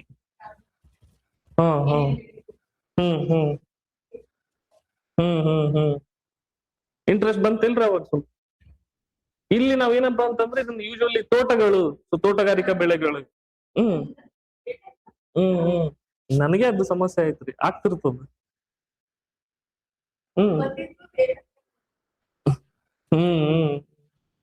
ತೋಟಗಾರಿಕಾ ಬೆಳೆಗಳು ಅಂತ ಹೇಳಿ ನಾವ್ ಹೇಳ್ಬೋದು. ಆಕ್ಚುಲಿ ತೋಟಗಾರಿಕಾ ಬೆಳೆಯನ್ನು ಕೂಡ ಅಪ್ರೋಪ್ರಿಯೇಟ್ ವರ್ಡ್ ಆಗೋದಿಲ್ಲ. ಹಾರ್ಟಿಕಲ್ಚರ್ ಕ್ರಾಪ್ಸ್ ಅಂತ ಕರಿತೀವಿ ತೋಟಗಾರಿಕೆ ಬೆಳೆಗಳಿಗೆ. ಓಕೆ, ಹಾರ್ಟಿಕಲ್ಚರ್ ಕ್ರಾಪ್ಸ್ ಅಂತ ಹೇಳಿ. ಇದು ಪ್ಲಾಂಟೇಶನ್ ಅಂತ ಹೇಳಿ ನೋಡೋಣ. ಯಾಕಂತಂದ್ರೆ ಇದು ವಿಸ್ತಾರವಾಗಿ ಹರಡಿಸ್ಬಿಟ್ಟಿರ್ತಾರ ಅದನ್ನ. ಓಕೆನಾ? ಓಕೆ, ಇವಾಗ ಇದು ಕ್ರಾಪ್ಸ್ ಇದು ಬಿಡ್ರಿ ಇವಾಗ. ಹಾಗಾದ್ರೆ ಇಲ್ಲೇನ್ ಡೌಟ್ ಏನ್ ಬೇಡ, ನಿಮ್ಗೆ ಗೊತ್ತಾಯ್ತು ಇವಾಗ. ಸೊ ಇಲ್ಲಿ ನಮ್ಗೆ ಡಿಫ್ರೆಂಟ್ ನಮ್ಗೆ ಸಾಯಿಲ್ಸ್ ಕಾಣಿಸ್ಕೊಳ್ಳುತ್ತೆ. ಒಂದ್ಸತಿ ನಾವು ಸಾಯಿಲ್ಸ್ ನ ಸ್ಟಡಿ ಮಾಡಿದ್ವಪ್ಪ ಅಂತಂದ್ರೆ ನಾವು ಇನ್ನೊಂದು ಸೆಗ್ಮೆಂಟಿಗೆ ನಾವು ಎಂಟರ್ ಆಗ್ತೀವಿ. ಇನ್ನೊಂದು ಸೆಗ್ಮೆಂಟಿಗೆ ನಾವು ಯಾವ ರೀತಿ ಎಂಟರ್ ಆಗ್ತೀವಪ್ಪ ಅಂತಂದ್ರೆ ಇಲ್ಲಿ ನಾವು ಎಕಾನಮಿ ಬಗ್ಗೆ ಮಾತಾಡಕ್ ಸ್ಟಾರ್ಟ್ ಮಾಡ್ತೀವಿ. ಜಿಯೋಗ್ರಫಿ ಯಾವ ರೀತಿ ಆ ಒಂದು ಭೌಗೋಳಿಕ ಪ್ರದೇಶದ್ದು ಎಕಾನಮಿಯನ್ನ ಇನ್ಫ್ಲೂಯೆನ್ಸ್ ಮಾಡುತ್ತೆ. ಇವಾಗ ನೋಡ್ರಿ, ನಮ್ದು ಭಾರತದೆಲ್ಲವದ್ದು ನಾವು ಕಂಡೀಷನ್ಸ್ ಗಳನ್ನ ನಾವು ಸ್ಟಡಿ ಮಾಡ್ಬಿಟ್ವಿ ನಾವು. ಭಾರತದ ವಿವಿಧ ರೀತಿಯಾಗಿರ್ತಕ್ಕಂಥ ಕಂಡೀಷನ್ಸ್ ಗಳನ್ನ ಎಲ್ಲಿದೆ ಅಂತಂದ್ರೆ ನಾವು ಬೇರೆ ದೇಶಗಳಿಗೂ ಕೂಡ ಹೋಲಿಸ್ತೀವ.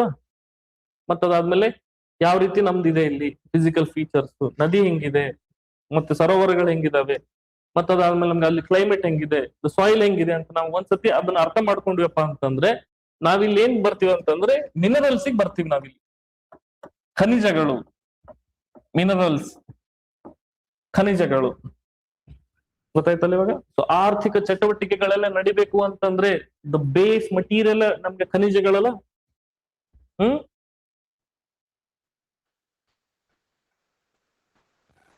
ಇಲ್ಲಿ ನಾವೇನ್ ಹೇಳ್ಬೋದಪ್ಪ ಅಂತಂದ್ರೆ ಇದನ್ನ ಒಂದು ಕ್ಯಾಂಪಸ್ ಅಂತ ಹೇಳಿ ನಾವು ಕರಿಬಹುದು. ಒಂದು ಕ್ಯಾಂಪಸ್ ಇದೆ, ಆ ಕ್ಯಾಂಪಸ್ ಅಲ್ಲಿ ನಮ್ಗೆ ಭೂಮಿಯ ಒಳಗಡೆಯಿಂದ ನಮ್ಗೆ ಮೈನಿಂಗ್ ಮಾಡ್ತಿದ್ವಿ ನಾವು. ಮೈನಿಂಗ್ ಮಾಡ್ತೀವಿ. ದಟ್ ಮೀನ್ಸ್ ಖನಿಜಗಳನ್ನು ಹೊರಗಡೆ ತರ್ತೀವಿ ನಾವು. ಖನಿಜಗಳನ್ನು ಹೊರಗಡೆ ತಂದು ಇವಾಗ ಇದನ್ನ ನಾವು ಬೇರೆ ಕಡೆ ಟ್ರಾನ್ಸ್ಪೋರ್ಟ್ ಮಾಡಿದ್ರೆ ಅದು ಬೇರೆ ಕಡೆ ಹೋಗುತ್ತೆ ಅಂತ ಅನ್ಕೊಳ್ಳೋಣ, ಬೇರೆ ಪ್ರದೇಶಕ್ಕೆ. ಅದೇ ಆ ಖನಿಜಗಳನ್ನ ತಗೊಂಡು ನಾವೇನ್ ಮಾಡ್ತೀವಪ್ಪ ಅಂತಂದ್ರೆ ಅದ್ರ ಆಜು ಬಾಜುನೇ ನಾವು ಒಂದಿಷ್ಟು ಫ್ಯಾಕ್ಟ್ರಿಗಳನ್ನ ಹಾಕ್ತಿವಿ.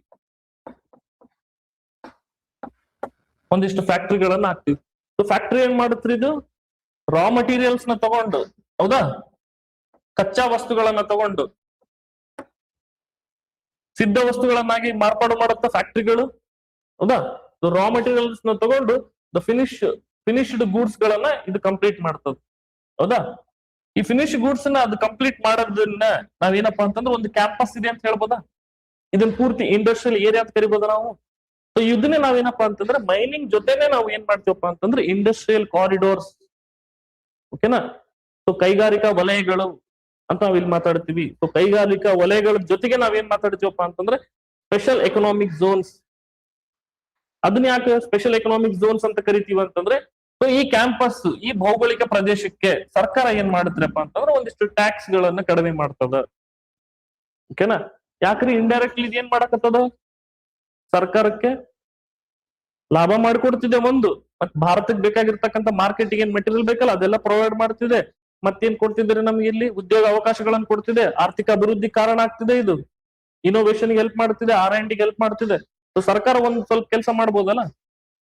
ಮತ್ತೇನಪ್ಪಾ ಅಂತಂದ್ರೆ ಇವ್ರಿಗೆ ಎಲೆಕ್ಟ್ರಿಸಿಟಿ ಫ್ರೀ ಕೊಡೋದಾರಾಗ್ಲಿ, ಎಲೆಕ್ಟ್ರಿಸಿಟಿಗೆ ಒಂದಿಷ್ಟು ಡಿಸ್ಕೌಂಟ್ ಕೊಡೋದಾರಾಗ್ಲಿ, ಇಂಥವು ಒಂದಿಷ್ಟು ಏನಪ್ಪಾ ಅಂತಂದ್ರೆ ಕೆಲಸಗಳನ್ನ ಇಲ್ಲಿ ಮಾಡ್ತಾರೆ. ಸೊ ಇದನ್ನೇನಪ್ಪಾ ಅಂತಂದ್ರೆ ಈ ಕ್ಯಾಂಪಸ್ ನಾವು ಇಂಡಸ್ಟ್ರಿಯಲ್ ಏರಿಯಾ ಅಥವಾ ಇಂಥ ಕ್ಯಾಂಪಸ್ ಗಳನ್ನೇ, ಇಲ್ಲೊಂದು ಕ್ಯಾಂಪಸ್ ಇದೆ, ಇಲ್ಲೊಂದು ಕ್ಯಾಂಪಸ್ ಇದೆ, ಓಕೆನಾ, ಇಲ್ಲೊಂದು ಕ್ಯಾಂಪಸ್, ಇಲ್ಲೊಂದು ಕ್ಯಾಂಪಸ್, ಇಲ್ಲೊಂದು ಕ್ಯಾಂಪಸ್, ಇದೊಂದು ವಲಯ ಅಂತ ಕರಿಬೋದಾ, ಇದು ಕಾರಿಡೋರ್ಸ್ ಅಂತ ಕರಿಬೋದಾ, ಹೌದಿಲ್ರಿ. ಇಲ್ಲಿ ಸೊ ಕಾರಿಡೋರ್ಸ್ ಗಳು ಅಂತ ಹೇಳಿ ನಾವಿಲ್ಲಿ ಕರಿಬಹುದು.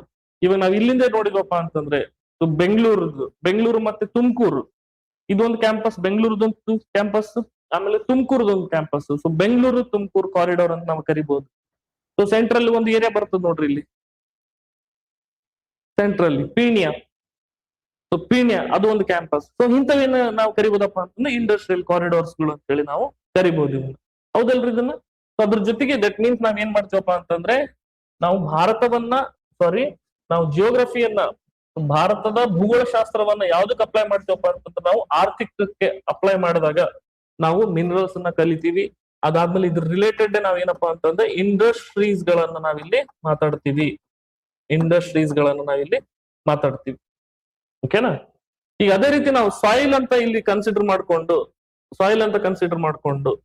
ಓಕೆನಾ, ಸಾಯಿಲ್ ಅಂತ ಕನ್ಸಿಡರ್ ಮಾಡ್ಕೊಂಡು ನಾವು ಅಗ್ರಿಕಲ್ಚರ್ ಓದ್ಬೋದಾ. ಅಗ್ರಿಕಲ್ಚರ್, ಸೊ ವ್ಯವಸಾಯ, ಅಗ್ರಿಕಲ್ಚರ್ ಯಾವ ರೀತಿ ಆಗುತ್ತೆ ಇಲ್ಲಿ ನಮ್ಗೆ. ಸೊ ಅಗ್ರಿಕಲ್ಚರ್ ಅಲ್ಲಿ ನಮ್ಗೆ ಯಾವ್ದು ಟೈಪ್ ಇದ್ರಲ್ಲಿ ಅಂತಂದ್ರೆ ಬೇರೆ ಬೇರೆ ಸೆಕ್ಷನ್ಸ್ ಗಳನ್ನ ನಾವಿಲ್ಲಿ ಮಾಡೋಣ. That means depending upon soil ಅಲ್ಲಿ ಯಾವ ರೀತಿ ವೆಜಿಟೇಷನ್ ಗ್ರೋತ್ ಆಗ್ತಿದೆ ಅಂತ ಹೇಳಿ ಅರ್ಥ ಮಾಡ್ಕೊಂಡು, ಸಾಯಿಲ್ ಅಲ್ಲಿ ಯಾವ ರೀತಿ ವೆಜಿಟೇಷನ್ ಗ್ರೋತ್ ಆಗುತ್ತೆ ಅಂತ ಅರ್ಥ ಮಾಡ್ಕೊಂಡು ನಾವೇನ್ ಮಾಡ್ತೀವಪ್ಪ ಅಂತಂದ್ರೆ ಇಲ್ಲಿ ಸೀಸನ್ ವೈಸ್ ಕ್ರಾಪ್ಸ್ ಗಳು ಯಾವ್ದು, ಕಮರ್ಷಿಯಲ್ ಕ್ರಾಪ್ಸ್ ಯಾವ್ದು, ಅವೆಲ್ಲವನ್ನು ಕೂಡ ಏನಪ್ಪಾ ಅಂತಂದ್ರೆ ಒಂದೊಂದೇ ಲೇಯರ್ಗಳು, ಸಬ್ ಲೇಯರ್ಗಳನ್ನ ಮಾಡ್ಕೊಂಡು ನಾವು ಅದನ್ನ ಫುಲ್ ಮಾಡೋಣ ಅಂತ, ಓಕೆನಾ. ಸೊ ಅಗ್ರಿಕಲ್ಚರ್ ಚಾಪ್ಟರ್ ಅಲ್ಲಿ ಪೂರ್ತಿ ಅದನ್ನ ನೋಡೋಣ. ಜೊತೆಗೆ ಇದ್ರಲ್ಲೇ ನಾವೇನಂತಂದ್ರೆ ಹಾರ್ಟಿಕಲ್ಚರ್ ಕೂಡ ನಾವು ಇಲ್ಲಿ ಸ್ಟಡಿ ಮಾಡೋಣ, ಅವೆಲ್ಲ ರಿಲೇಟೆಡ್. ದಟ್ ಮೀನ್ಸ್ ನಮ್ಗೆ ಏನ್ ಆಯ್ತು ಇವಾಗ ಅಂತಂದ್ರೆ ನಮ್ಗೆ ಆರ್ಥಿಕ ಚಟುವಟಿಕೆ ಆಯ್ತು. ಇಲ್ಲಿ ಒಂದು ಪ್ರೈಮರಿ ಸೆಕ್ಟರ್, ಇದು ಸೆಕೆಂಡರಿ ಸೆಕ್ಟರ್ ಆಯ್ತು ನಮ್ಗೆ ಇಲ್ಲಿ. ಪ್ರಾಥಮಿಕ ವಲಯ, ಇದು ನಾವು ದ್ವಿತೀಯ ವಲಯ ಅಂತ ಹೇಳಿ ನಾವು ಎಕನಾಮಿಕ್ಸ್ ಅಲ್ಲಿ ನಾವು ಇಲ್ಲಿ ಸ್ಟಡಿ ಮಾಡ್ತೀವಿ. ಇದಾದ್ಮೇಲೆ ಈಗ ರೆಡಿ ಆಯ್ತು ಇಲ್ಲಿ ಅಗ್ರಿಕಲ್ಚರ್, ಇವಾಗ ಕ್ರಾಪ್ ಬೆಳೆ, ಇವಾಗ ಅದನ್ನ ಎಲ್ಲಾದ್ರೂ ತಗೊಂಡ್ ಹೋಗ್ಬೇಕಲ್ಲ ಒಂದು ಪ್ಲೇಸಿಗೆ. ಕನ್ಸ್ಯೂಮರ್ಸ್ ಎಲ್ಲಿದ್ದಾರೆ ಅವ್ರ ಕಡೆ ತಗೊಂಡ್ ಹೋಗ್ಬೇಕಲ್ಲ. ಅದಕ್ಕೆ ನಮ್ಗೆ ಏನ್ ಕಾಣಿಸ್ಕೊಳ್ಳುತ್ರಿ ಇಲ್ಲಪ್ಪ ಅಂತಂದ್ರೆ ನಮ್ಗೆ ಟ್ರಾನ್ಸ್ಪೋರ್ಟೇಶನ್ ಸಿಸ್ಟಮ್, ಟ್ರಾನ್ಸ್ಪೋರ್ಟೇಶನ್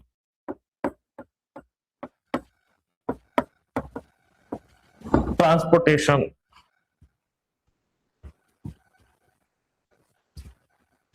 ಟ್ರಾನ್ಸ್ಪೋರ್ಟೇಶನ್ ಏನಿಗೆ ಸಾರಿಗೆ ಮತ್ತು ಸಂಪರ್ಕ ಅಂತ ಹೇಳಿ ನಾವಿಲ್ಲಿ ಮಾತಾಡ್ತೀವಿ.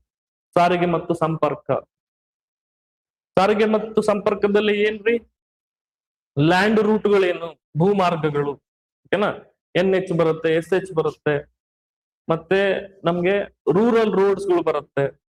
ಸೊ ಅವು ಏನು, ಮತ್ತೆ ಅದರಲ್ಲಿನೂ ಕೂಡ ಇವಾಗ ಮೇಜರ್ ಇಂಥ ಸಿಟೀಸ್ ಗಳನ್ನೇ ನಾವು ಕನೆಕ್ಟ್ ಮಾಡ್ಬೇಕಲ್ಲ, ಇಂಥ ಸಿಟೀಸ್ ಗಳನ್ನೇ ಕನೆಕ್ಟ್ ಮಾಡ್ಬೇಕು. ಹೌದಾ? ಯಾಕಂತಂದ್ರೆ ನಮ್ಗೇನ ಒಂದು ಕಚ್ಚಾ ವಸ್ತುಗಳು, ಸಿದ್ಧ ವಸ್ತುಗಳನ್ನ ತಗೊಂಡೋಗಿ ಮಾರ್ಕೆಟ್ ಇಂದ ಎಲ್ಲಿ ಉಪಭೋಗಿಗಳು ಜಾಸ್ತಿ ಇದಾರಲ್ಲ, ಕನ್ಸ್ಯೂಮರ್ಸ್ ಜಾಸ್ತಿ ಇದಾರಲ್ಲ, ಅಲ್ಲಿ ಸಪ್ಲೈ ಮಾಡ್ಬೇಕಲ್ಲ. ಸೊ ಅಂತ ಮೇಜರ್ ಸಿಟೀಸ್ ಗಳನ್ನ ನಾವು ಫಸ್ಟ್ ಲಿಂಕ್ ಗಳನ್ನ ಮಾಡಕ್ ಕೊಡ್ತಾರೆ. ಅದನ್ನೇ ನಾವೇನಪ್ಪಾ ಅಂತಂದ್ರೆ ನ್ಯಾಷನಲ್ ಹೈವೇ ಅಂತ ನಾವು ಕರಿತೀವಿ. ಸೊ ಬೆಂಗಳೂರು ಚೆನ್ನೈ ಹೈವೇ ಯಾಕೆ ಮಾಡಿದ್ರೆ, ಬೆಂಗಳೂರು ಚೆನ್ನೈ ಹೈವೇ? ಸೊ ಬೆಂಗಳೂರಲ್ಲಿ ಇರ್ತಕ್ಕಂತ ಒಂದಿಷ್ಟು, ನಮ್ದು ಬೆಂಗಳೂರು ಅಂತ ಬಂತು ಅಂತಂದ್ರೆ ಇಲ್ಲಿ ನೋಡ್ರಿ, ಇಲ್ಲಿ ನಾವು ಸೊ ಎರಡನ್ನು ಕೂಡ ಒಂದು ಕನೆಕ್ಟಿಂಗ್ ಪಾಯಿಂಟ್ ಬಂತು. NH ಇದು ನ್ಯಾಷನಲ್ ಹೈವೇ, ಬೆಂಗಳೂರಿಂದ ಚೆನ್ನೈ ಕನೆಕ್ಟ್ ಮಾಡ್ತಕ್ಕಂಥದ್ದು. ಜೊತೆಗೆ ಏನಂತಂದ್ರೆ ಒಂದ್ ದೊಡ್ಡದು ನಾವು ಇಲ್ಲಿ ಪ್ಲಾನ್ ಹಾಕೊಂಡಿದ್ವಿ, ಗೋಲ್ಡನ್ ಕ್ವಾಡ್ರಿಲ್ಯಾಟರಲ್ ರೋಡ್ ಅಂತ ಹೇಳಿ. ಗೋಲ್ಡನ್ ಕ್ವಾಡ್ರಿಲ್ಯಾಟರಲ್ ಅಂತಂದ್ರೆ ಮೇಜರ್ ಸಿಟೀಸ್ ಗಳನ್ನ, ದಟ್ ಮೀನ್ಸ್ ಚೆನ್ನೈ, ಬೆಂಗಳೂರು, ಇಲ್ಲಿ ಮುಂಬೈ, ಇಲ್ಲಿ ಪುಣೆ, ಮತ್ತೆ ಈ ಕಡೆ ಓದಿವಪ್ಪ ಅಂತಂದ್ರೆ ನಾವು ಇಲ್ಲಿ ವಿಶಾಖಪಟ್ಟಣಂ, ಮತ್ತೆ ಅದಾದ್ಮೇಲೆ ನಮ್ಗೆ ಇಲ್ಲಿ ಒಡಿಸ್ಸಾದಲ್ಲಿ ಇರ್ತಕ್ಕಂಥದ್ದು, ಅದಾದ್ಮೇಲೆ ನಮ್ಗೆ ಇಲ್ಲಿ ಮೇಲ್ಗಡೆ ಹೋಗ್ತಿದ್ದಂಗೆ ಯಾವ್ದು ಅಂತಂದ್ರೆ ನಮ್ಗೆ ಕೋಲ್ಕತ್ತಾ, ಕೋಲ್ಕತ್ತಾದಿಂದ ಮತ್ತೆ ನಮ್ಗೆ ಆ ಕಡೆ ಸೈಡ್ ದೆಹಲಿಯಿಂದ ಮತ್ತೆ ಹಿಂಗೆ. ಸೊ ಎಲ್ಲವನ್ನು ಕೂಡ ಕನೆಕ್ಟ್ ಮಾಡ್ತಿದೆಲ್ಲ ಒಂದು ಕ್ವಾಡ್ರಿಲ್ಯಾಟ್ರಲ್ ರೂಪದಲ್ಲಿ ಐತಲ್ಲ ಇದು ಆಕಾರ ಅದ್ರದ್ದು. ಸೊ ಅದ್ರದ್ದು ಒಂದು ಸಬ್ ಸೆಕ್ಷನ್ ಅಂತ ನಾವ್ ಇದನ್ನ ಹೇಳ್ಬೋದಾ? ಅದೊಂದು ದೊಡ್ಡ ನೆಟ್ವರ್ಕ್ ಆಯ್ತಪ್ಪ ಅಂತಂದ್ರೆ ಆ ನೆಟ್ವರ್ಕ್ ಒಂದು ಭಾಗ ಇದು. ಅರ್ಥ ಆಗ್ತಿದ್ರೆ, ಇವಾಗ ಮೇಜರ್ ಸಿಟೀಸ್ ಗಳನ್ನ ಕನೆಕ್ಟ್ ಮಾಡಬೇಕು, ರೋಡ್ ಗಳನ್ನ ಕೊಡಬೇಕು, so that economic activity feasibility ನಡಿಬೇಕು. ಈಗ ನೋಡ್ರಿ, ಬ್ಲಿಂಕಿಟ್ ಅಂತ ಮಾತಾಡ್ತೀವಿ. ಬ್ಲಿಂಕಿಟ್ ಕಣ್ಣು ಮುಚ್ಚಿ ಕಣ್ಣು ತೆಗೆಯೋದ್ರಾಗ ನಿಮ್ಗೆ ಸಪ್ಲೈ ಆಗ್ತದೆ ಗೂಡ್ಸ್ ಅಂತ ಹೇಳಕತ್ತಾರ. ಹೌದ್ರಿ? 7 minutes ಡೆಲಿವರಿ ಅವ್ರದ್ದು ಟ್ಯಾಗ್ ಲೈನ್, ಲೋಗೋ. ಅಂದ್ರೆ ಏನ್ರಿ, ಜನರಿಗೆ ಇವಾಗ ಟೈಮ್, ದುಡ್ಡು ಎಷ್ಟಾದ್ರೂ ಖರ್ಚು ಮಾಡಕ್ ರೆಡಿ ಅದಾರ್ರಿ, ಅವ್ರಿಗೆ ಟೈಮ್ ವೇಸ್ಟ್ ಆಗಬಾರ್ದು, ಪೇಶನ್ಸ್ ಇಲ್ಲ. ದಟ್ ಮೀನ್ಸ್ ಏನ್ರಿ, ಆರ್ಥಿಕತೆ ನಡಿಬೇಕು ಅಂತಂದ್ರೆ ಸ್ಮೂತ್ ಟ್ರಾನ್ಸಾಕ್ಷನ್ ನಡಿಬೇಕು ಅಂತಂದ್ರೆ ಸ್ಮೂತ್ ಟ್ರಾನ್ಸ್ಪೋರ್ಟೇಶನ್ ವ್ಯವಸ್ಥೆಗಳು ಇರ್ಬೇಕಿಲ್ಲ ನಮ್ಗೆ. ಅದಕ್ಕೋಸ್ಕರ ನಾವಿಲ್ಲಿ ಇವಾಗ ನಾವು ಈ 2 ಪ್ಲೇಸ್ ಅನ್ನ ನಾವ್ ಇಲ್ಲಿ ತಗೊಂಡ್ವಪ್ಪ ಅಂತಂದ್ರೆ, ಇಲ್ಲಿ ನಮ್ಗೆ ಬೆಂಗಳೂರು ಇದೆ. ಸೊ ಬೆಂಗಳೂರು ಮತ್ತೆ ಚೆನ್ನೈ 2 ಸಿಟಿಯನ್ನ ನಾವು ಕಂಪೇರ್ ಮಾಡ್ಕೊಂಡಪ್ಪ ಅಂತಂದ್ರೆ, ನಮ್ದು ಬೆಂಗಳೂರಲ್ಲಿ ಎಸ್ಪೆಷಲಿ ಟರ್ಷರಿ ಸೆಕ್ಟರ್, ಸೇವಾ ವಲಯ, ಸೇವಾ ವಲಯದಲ್ಲಿ ಏನ್ ಬರುತ್ತೆ ನಮ್ಗೆ, IT-BT ಗಳು ಬರ್ತದ, ಇನ್ಫಾರ್ಮೇಶನ್ ಟೆಕ್ನಾಲಜಿ, ಬಯೋಟೆಕ್ನಾಲಜಿ, ಇವು ಏನಪ್ಪಾ ಅಂತಂದ್ರೆ ಸೇವಾ ವಲಯಗಳಿವು, ಸರ್ವಿಸ್. ಇದು ನಮ್ಗೆ ಪ್ರೈಮರಿ ಸೆಕ್ಟರ್. ಮತ್ತೆ ಮೈನಿಂಗ್ ಪ್ರೈಮರಿ ಸೆಕ್ಟರ್. ಇಲ್ಲಿ ಯಾವುದೇ ರೀತಿಯಾಗಿರ್ತಕ್ಕಂಥ ಸಿದ್ಧ ವಸ್ತುಗಳು ಆಗೋದಿಲ್ಲ. ಅದೇ ನಮ್ಗೆ ಇಲ್ಲಿ ಮಿನರಲ್ಸ್ ಅಲ್ಲಿ ನಾವು ಇಂಡಸ್ಟ್ರೀಸ್ ಅಂತ ಓದಿದ್ವಲ್ಲ, ಇಂಡಸ್ಟ್ರಿಯಲ್ಲಿ ಏನಾಯ್ತಿರೋದು, ಮೈನಿಂಗ್ ಇಂದ ಹೋಗಿ ಏನಾಯ್ತಿರೋದು, ಸಿದ್ಧ ವಸ್ತುಗಳ ಕನ್ವರ್ಟ್ ಆಯ್ತಲ್ಲ ಅದು. ದಟ್ ಮೀನ್ಸ್ ಮುಗೀತಲ್ಲಿ, ಫೈನಲ್ ಪ್ರಾಡಕ್ಟ್ ರೆಡಿ ಆಯ್ತದ. ಆ ಫೈನಲ್ ಪ್ರಾಡಕ್ಟ್ ರೆಡಿ ಆದ್ಮೇಲೆ ಅದನ್ನ ಒಂದ್ ಕಡೆಯಿಂದ ಒಂದ್ ಕಡೆ ಕೊಡಬೇಕಲ್ಲ, ಹೌದಾ? ದಟ್ ಮೀನ್ಸ್ ಅಲ್ಲಿ ಏನಾದ್ರು ಹೊಸದಾಗಿರ್ತಕ್ಕಂಥ ವ್ಯಾಲ್ಯೂಡೇಷನ್ ಆಗ್ತೈತೆ ಆ ಮಟೀರಿಯಲ್ಗೆ? ಇಲ್ಲಲ್ಲ. ಜಸ್ಟ್ ಏನಪ್ಪಾ ಅಂತಂದ್ರೆ ರೆಡಿ ಆಗೈತಿ ಇವಾಗ ಮೊಬೈಲ್, ಆ ಮೊಬೈಲ್ ನ ಕೊಡಾಕತ್ತೀವಿ ತಗೊಂಬಂದು, ಫ್ಲಿಪ್ಕಾರ್ಟ್ನಾಗ ಆರ್ಡರ್ ಮಾಡ್ತೀವಿ, ಅದು ಸಾಫ್ಟ್ವೇರ್ ಓದಿಲ್ರದಂತ ಅವ್ರೇನ್ ಬರ್ತಾರ್ರಿ, ಬಂದ್ ನಮ್ಗೆ ಕೊಡ್ತಾರಷ್ಟೇ. ಸೇವಾ ವಲಯ ಅದು. ಈ ಬ್ಯಾಂಕಿಂಗ್ ಸೆಕ್ಟರ್ ಸೇವಾ ವಲಯ. ಬ್ಯಾಂಕಿಂಗ್ ಸೆಕ್ಟರ್ ಅವ್ರೇನ್ ರೊಕ್ಕ ಪ್ರಿಂಟ್ ಮಾಡ್ತಾರೇನ್ರಿ? ಇಲ್ಲ. ಅವ್ರೇನ್ ಮಾಡ್ತಾರ್ರಿ, ಬಟ್ ಜಸ್ಟ್ ಟ್ರಾನ್ಸಾಕ್ಷನ್ಸ್ ಗಳು ಏನಿದಾವಲ್ಲ ಅದನ್ನ ಕೊಡ್ತಾರಲ್ಲಿ, ನಮ್ ಬ್ಯಾಂಕಿಂಗ್ ಸೇವೆಗಳನ್ನ ಕೊಡ್ತಾರ ಅವರು. ಸೊ ಅದನ್ನ ಏನಪ್ಪಾ ಅಂತಂದ್ರೆ ನಾವು ಸರ್ವಿಸ್ ಸೆಕ್ಟರ್ಸ್ ಗಳಂತ ಹೇಳಿ ಕರಿಬಹುದು. ತೃತೀಯ ವಲಯ, ಟರ್ಷರಿ ಸೆಕ್ಟರ್, ಓಕೆನಾ? ಅದು ನಮ್ದೇನಪ್ಪಾ ಅಂತಂದ್ರೆ GDP ಗ್ರೋತ್ ಅಲ್ಲಿ ಪ್ರೈಮರಿ ಸೆಕ್ಟರ್ ಎಷ್ಟಿದೆ, ಸೆಕೆಂಡರಿ ಸೆಕ್ಟರ್ ಎಷ್ಟಿದೆ, ಟರ್ಷರಿ ಸೆಕ್ಟರ್ ಎಷ್ಟಿದೆ ಅಂತ ನಾವ್ ಇಲ್ಲಿ ನೋಡ್ತೀವಿ. ಸೊ ನಮ್ದು ಕರ್ನಾಟಕಕ್ಕೆ ಬಂದ್ವಪ್ಪ ಅಂತಂದ್ರೆ ಅರೌಂಡ್ 60% GDP ಗ್ರೋತ್ ಇದೊಂದೇ ತಗೊಳ್ತದೆ, IT-BT ಸೆಕ್ಟರ್ಸ್ ಗಳು. ಅದೇ ನಮ್ಗೆ ನೆಕ್ಸ್ಟ್ ಸೆಕ್ಟರ್ಸ್ ಅಲ್ಲಿ ನಾವು ನೋಡಿದ್ರೆ ನಮ್ಗೆ ಏನಪ್ಪಾ ಅಂತಂದ್ರೆ ಇಂಡಸ್ಟ್ರಿಯಲ್ ಸೆಕ್ಟರ್ ಗಳಲ್ಲಿ ಸ್ವಲ್ಪ ನಾವು ಕಡಿಮೆ ಆಗ್ತೀವಿ. ಯಾವ್ದು ಕಂಪೇರ್ ನ್ಯಾಷನಲ್ ಎವರೇಜ್ ಗಿಂತ ನಾವು ಚೆನ್ನಾಗೇ ಇದೀವಿ. ಇಡೀ ಭಾರತದ ಸರಾಸರಿಯನ್ನು ಏನಾದ್ರು ನಾವು ತಗೊಂಡ್ರೆ ಚೆನ್ನಾಗೇ ಇದೀವಿ. ಬಟ್ ಏನಪ್ಪಾ ಅಂತಂದ್ರೆ ಚೆನ್ನೈ ಕಂಪೇರ್ ಮಾಡಿದ್ರೆ ನಾವು ಇಂಡಸ್ಟ್ರಿಯಲ್ಲಿ ಅಂದ್ರೆ ಸೆಕೆಂಡರಿ ಸೆಕ್ಟರ್ ಅಲ್ಲಿ ಸ್ವಲ್ಪ ನಾವು ಕಡಿಮೆ ಇದ್ರಿ. ಇವಾಗ ಚೆನ್ನೈದು ಏನಾಗುತ್ತೆ ಅಥವಾ ಓವರ್ ಆಲ್ ತಮಿಳ್ನಾಡದ್ದು ಸೆಕೆಂಡರಿ ಸೆಕ್ಟರ್ ಸ್ಟ್ರಾಂಗ್ ಅದ, ಹೌದಾ? ಇವ್ರದ್ದು ಅರೌಂಡ್ 60% GDP ಗ್ರೋತ್ ಅವು ಕೊಡ್ತಾವ. ದಟ್ ಮೀನ್ಸ್ ಇಲ್ಲಿ ಒಂದ್ ಕಡೆ ಇಂಡಸ್ಟ್ರೀಸ್ ಚೆನ್ನಾಗಿದೆ, ಮತ್ತೆ ಇನ್ನೊಂದ್ ಕಡೆ ಸರ್ವಿಸ್ ಸೆಕ್ಟರ್ ಚೆನ್ನಾಗಿದೆ. ಅವೆರಡರ ನಡುವೆ ಒಂದು ಟ್ರಾನ್ಸ್ಪೋರ್ಟೇಶನ್ ವ್ಯವಸ್ಥೆ ಇತ್ತು ಅಂತಂದ್ರೆ ಈಸಿ ಆಗುತ್ತಲ್ರಿ ಇದು. ಅಂದ್ರೆ ಒಂದ್ ಕಡೆ ಅದು ಚೆನ್ನಾಗಿದೆ, ಒಂದ್ ಕಡೆ ಇದು ಚೆನ್ನಾಗಿದೆ. ಸೊ ಎರಡನ್ನೂ ಕೂಡ ಮ್ಯಾಚ್ ಮಾಡೋದಕ್ಕೋಸ್ಕರ ಆಗ್ಲಿ ಸೊ ಟ್ರಾನ್ಸ್ಪೋರ್ಟೇಶನ್ ವ್ಯವಸ್ಥೆ ನಮ್ಗೆ ಬೇಕು ಅಂತ ಹೇಳಿ ಹೇಳ್ತಾರೆ. ಸೊ ಟ್ರಾನ್ಸ್ಪೋರ್ಟೇಶನ್ ವ್ಯವಸ್ಥೆಯಲ್ಲಿ ನಮ್ಗೆ ಏನಪ್ಪಾ ಅಂತಂದ್ರೆ ಇವನ್ ಇನ್ಕ್ಲೂಡಿಂಗ್ ವಾಟರ್ ವೇಸ್ ಕೂಡ ಬರುತ್ತೆ. ವಾಟರ್ ವೇ ಬರೀ ನಮ್ಗೆ ಸಮುದ್ರದ ಮಾರ್ಗಗಳ ಮೂಲಕ ಅಷ್ಟೇ ಅಲ್ಲ, ನಮ್ಗೇನು ನದಿ ಇದೆ ನೋಡ್ರಿ, ಆ ನದಿ ಮೂಲಕನು ಕೂಡ ನಾವು ವಾಟರ್ ವೇಸ್ ಗಳನ್ನ ಮಾಡ್ಕೊಳ್ತೀವಿ. ಸೊ ಅದನ್ನ ನಾವೇನಪ್ಪಾ ಅಂತಂದ್ರೆ ಇನ್ಲ್ಯಾಂಡ್ ವಾಟರ್ ವೇಸ್ ಗಳಂತ ನಾವು ಕರಿತೀವಿ. National water way 1, national water way 2, ಹಿಂಗ್ ನಾವು ಬೇರೆ ಬೇರೆ ಅವನ್ನು ನಾವಲ್ಲಿ ಮಾತಾಡ್ತೀವಿ. ಇವನ್ ಏರ್ ಟ್ರಾನ್ಸ್ಪೋರ್ಟೇಶನ್ ಕೂಡ ಇಲ್ಲೇ ಬರ್ತದ. ಏರ್ ಟ್ರಾನ್ಸ್ಪೋರ್ಟೇಶನ್ ಇದನ್ನೆಲ್ಲವೂ ಕೂಡ ನಾವು ಇಲ್ಲಿ ನೋಡ್ತೀವಿ. ಫಾರ್ ಎಕ್ಸಾಂಪಲ್ ನಾವು ಇದನ್ನ ಸ್ಟಡಿ ಮಾಡ್ಬೇಕಾದ್ರೆ ದ ಮೇಜರ್ ಪೋರ್ಟ್ಸ್ ಗಳು ಯಾವ್ಯಾವ ಇದಾವೆ, ಬಂದರುಗಳು ಯಾವ್ಯಾವ ಇದಾವೆ, ಪಶ್ಚಿಮದ ಬಂದರುಗಳು ಯಾವುವು, ಪೂರ್ವದ ಬಂದರುಗಳು ಯಾವುವು, ಅವನ್ನೆಲ್ಲವನ್ನು ಕೂಡ ನಾವಲ್ಲಿ ಡಿಸ್ಕಸ್ ಮಾಡ್ತೀವಿ ಅಂತ. ಸೊ ಇದು ಏನಾಗಿತ್ತು ಅಂತಂದ್ರೆ ನಮ್ಗೆ it's all about economical activities ಬಗ್ಗೆ ಆಗಿರ್ತದೆ. ಎಕನಾಮಿಕಲ್ ಆಕ್ಟಿವಿಟೀಸ್ ಇವನ್ ಏನಪ್ಪಾ ಅಂತಂದ್ರೆ ಟೂರಿಸಂ ಅನ್ನು ಕೂಡ ಇಲ್ಲೇ ಸೇರಿಸ್ತಾರೆ. ಪ್ರವಾಸೋದ್ಯಮ, ಟೂರಿಸಂ ಇದನ್ನೇ ನಾನು ಸಪರೇಟ್ ಕಲ್ಸೋದಿಲ್ಲ. ಇದು ಟೂರಿಸಂ ಅಂತಂದ್ರೆ ಅಲ್ಲಿ ಏನು ಜಿಯೋಗ್ರಫಿಕಲ್ ನೀವು ನೋಡ್ತೀರಿ ನೋಡ್ರಿ, ಯಾವ್ದೇ ಒಂದು ಪ್ಲೇಸ್ ಅದ ಇಂಟ್ರೆಸ್ಟ್ ಇತ್ತು, ಹೌದಾ? ಪ್ರವಾಸೋದ್ಯಮದಲ್ಲಿ ಬೇರೆ ಬೇರೆ ಟೈಪ್ ಬರ್ತಾವ್ರಿ. ಒಂದೇನಪ್ಪಾ ಅಂತಂದ್ರೆ ನೈಸರ್ಗಿಕವಾಗಿ ನೋಡೋಕೆ ಹೋಗಿರ್ತಕ್ಕಂಥ ಪ್ರವಾಸೋದ್ಯಮ ಆಗಿರ್ಲಿ, ಅಥವಾ ಏನಪ್ಪಾ ಅಂದ್ರೆ ಇತ್ತೀಚೆಗೆ ಮೆಡಿಕಲ್ ಟೂರಿಸಂ, ಹೌದ್ರಿ? ಇಲ್ಲಿ ನಮ್ಮ ಭಾರತದಲ್ಲಿ ಮೆಡಿಕಲ್ ವ್ಯವಸ್ಥೆಗಳು ಕಡಿಮೆ ದರದಲ್ಲಿ ಸಿಗ್ತಾವ. ಸೊ ಹೇರ್ ಟ್ರಾನ್ಸ್ಪ್ಲಾಂಟ್ ಎಲ್ಲ ಮಾಡಿಸ್ಕೋಬೇಕಂತಂದ್ರೆ ಬೇರೆ ದೇಶದಲ್ಲಿ ರೀ ಬಹಳಷ್ಟು ಬೆಲೆ ಇರುತ್ತದು. ನಮ್ ದೇಶದಲ್ಲಿ ಬರ್ರಪ್ಪ ನಿಮ್ಗೆ ಆರಾಮಾಗಿ ನಾವು ಮಾಡಿ ಕಳಿಸ್ಬಿಡ್ತೀವಿ ಅಂತ ಹೇಳಿ 1 ಲಕ್ಷ 1.5 ಲಕ್ಷದಾಗ ಮುಗಿದು ಹೋಗ್ತಾವ. ಅದೇ ಅಲ್ಲಿ ಅವ್ರದ್ದು ದೇಶದಲ್ಲಿ ಏನಪ್ಪಾ ಅಂತಂದ್ರೆ ನಮ್ಮಲ್ಲಿ ಇರ್ತಕ್ಕಂಥ ಲೇಬರ್ಸ್ಗಳು, ನಮ್ಮಲ್ಲಿ ಸಿಗ್ತಕ್ಕಂಥ ಮತ್ತೆ ಲೇಬರ್ಸ್ ಅನ್ನೋದಕ್ಕಿಂತ ಜಾಸ್ತಿ ಇಂಟೆಲೆಕ್ಚುವಲ್ ಪ್ರೊಫೆಷನಲ್ಸ್ಗಳು ಕಡಿಮೆ ರೊಕ್ಕ ತಗೊಳ್ತಾರ ಅಂತವಕ್ಕೆಲ್ಲ. ಅದೇ ಅಲ್ಲಿ ಹೋದ್ರಪ್ಪ ಅಂತಂದ್ರೆ ವೆಸ್ಟರ್ನ್ ಕಂಟ್ರೀಸ್ ಗಳಲ್ಲಿ ಬಹಳಷ್ಟು ಕಾಸ್ಟ್ ಇರ್ತದೆ. ಜೊತೆಗೆ ನಮ್ದು ಬಯೋಟೆಕ್ನಾಲಜಿ ಕೂಡ ಅತಿ ಹೆಚ್ಚು ಬೆಳವಣಿಗೆ ಆಗಿರ್ತಕ್ಕಂಥದ್ದು. ಇವೆಲ್ಲ ಫ್ಯಾಕ್ಟರ್ಸ್ಗಳು ಅಕ್ಯುಮುಲೇಟ್ ಆಗಿ ನಮ್ ಭಾರತದ ಮೆಡಿಕಲ್ ಟೂರಿಸಂಗೆ ಫೇಮಸ್ ಆಗ್ತದ ಹೇಳಿ ಹೇಳ್ಬೋದು. ಅಥವಾ ಏನಪ್ಪಾ ಅಂತಂದ್ರೆ ಧಾರ್ಮಿಕ ಪ್ರವಾಸೋದ್ಯಮ ಇರ್ತದ ಒಂದೊಂದ್ ಕಡೆ. ನಮ್ಗಿಲ್ಲಿ ಏನಪ್ಪಾ ಅಂತಂದ್ರೆ ಇದನ್ನು ಕೂಡ ಇಂಡಸ್ಟ್ರಿ ಸೆಕ್ಟರ್ ಅಲ್ಲೇ ಬರ್ತದ, ಸೇವಾ ವಲಯದಲ್ಲೇ ಬರ್ತದ. ಬಟ್ ಇದು ಟೂರಿಸಂ ಅಂತ ಬಂತಂದ್ರೆ ಜಿಯೋಗ್ರಫಿಯಲ್ಲಿ ಒಂದು ಫ್ರಾಕ್ಷನ್ ಜಿಯೋಗ್ರಫಿ ರಿಲೇಟೆಡ್ ನಾವ್ ಅಷ್ಟೇ ಮಾತಾಡ್ತೀವಿ. ಅದನ್ನೆಲ್ಲ ನಾವೆಲ್ಲಿ ಓದಿರ್ತೀವಪ್ಪ ಅಂತಂದ್ರೆ ನಾವ್ ಇವಾಗ ಜಲಪಾತಗಳು ಓದ್ತೀವಿ, ಮುಗಿತಲ್ರ. ಸೊ ಜಲಪಾತ ಇದೆ ಅಂತಂದ್ರೆ ಅದು ಟೂರಿಸಂ. ಸೊ ಅದನ್ನ ಏನಂತಂದ್ರೆ ಸಪರೇಟ್ ಏನು ಇದು ಹೇಳೋದಿಲ್ಲ. ಸೊ ಎಕನಾಮಿಕಲ್ ಆಕ್ಟಿವಿಟಿ ಬಂತು ಅಂತಂದ್ರೆ ನಾವ್ ಇಷ್ಟು ಮಾತಾಡಬಹುದು, ಹೌದ್ರಿ? ಅದಾದ್ಮೇಲೆ ನಮ್ಗೆ ಯಾವ್ದಪ್ಪ ಅಂತಂದ್ರೆ ಹ್ಯೂಮನ್ ಜಿಯೋಗ್ರಫಿ ಅಂತ ಹೇಳಿ ನಾವಿಲ್ಲಿ ಮಾತಾಡ್ತೀವಿ. ಹ್ಯೂಮನ್ ಜಿಯೋಗ್ರಫಿ, ಹ್ಯೂಮನ್ ಜಿಯೋಗ್ರಫಿ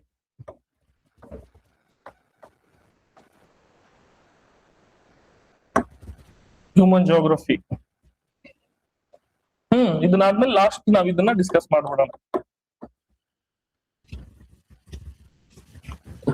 ಇದ್ರಲ್ಲಿ ನಾವೇನ್ ನೋಡೋಣಪ್ಪ ಅಂತಂದ್ರೆ ರೇಸಸ್, ಜನಾಂಗಗಳು, ಮಾನವನ ಇದು ಹ್ಯೂಮನ್ ರೇಸಸ್ ಅಂತ ಹೇಳಿ ನಾವ್ ಇಲ್ಲಿ ನೋಡ್ಬೋದು, ಹೌದ್ರಿ?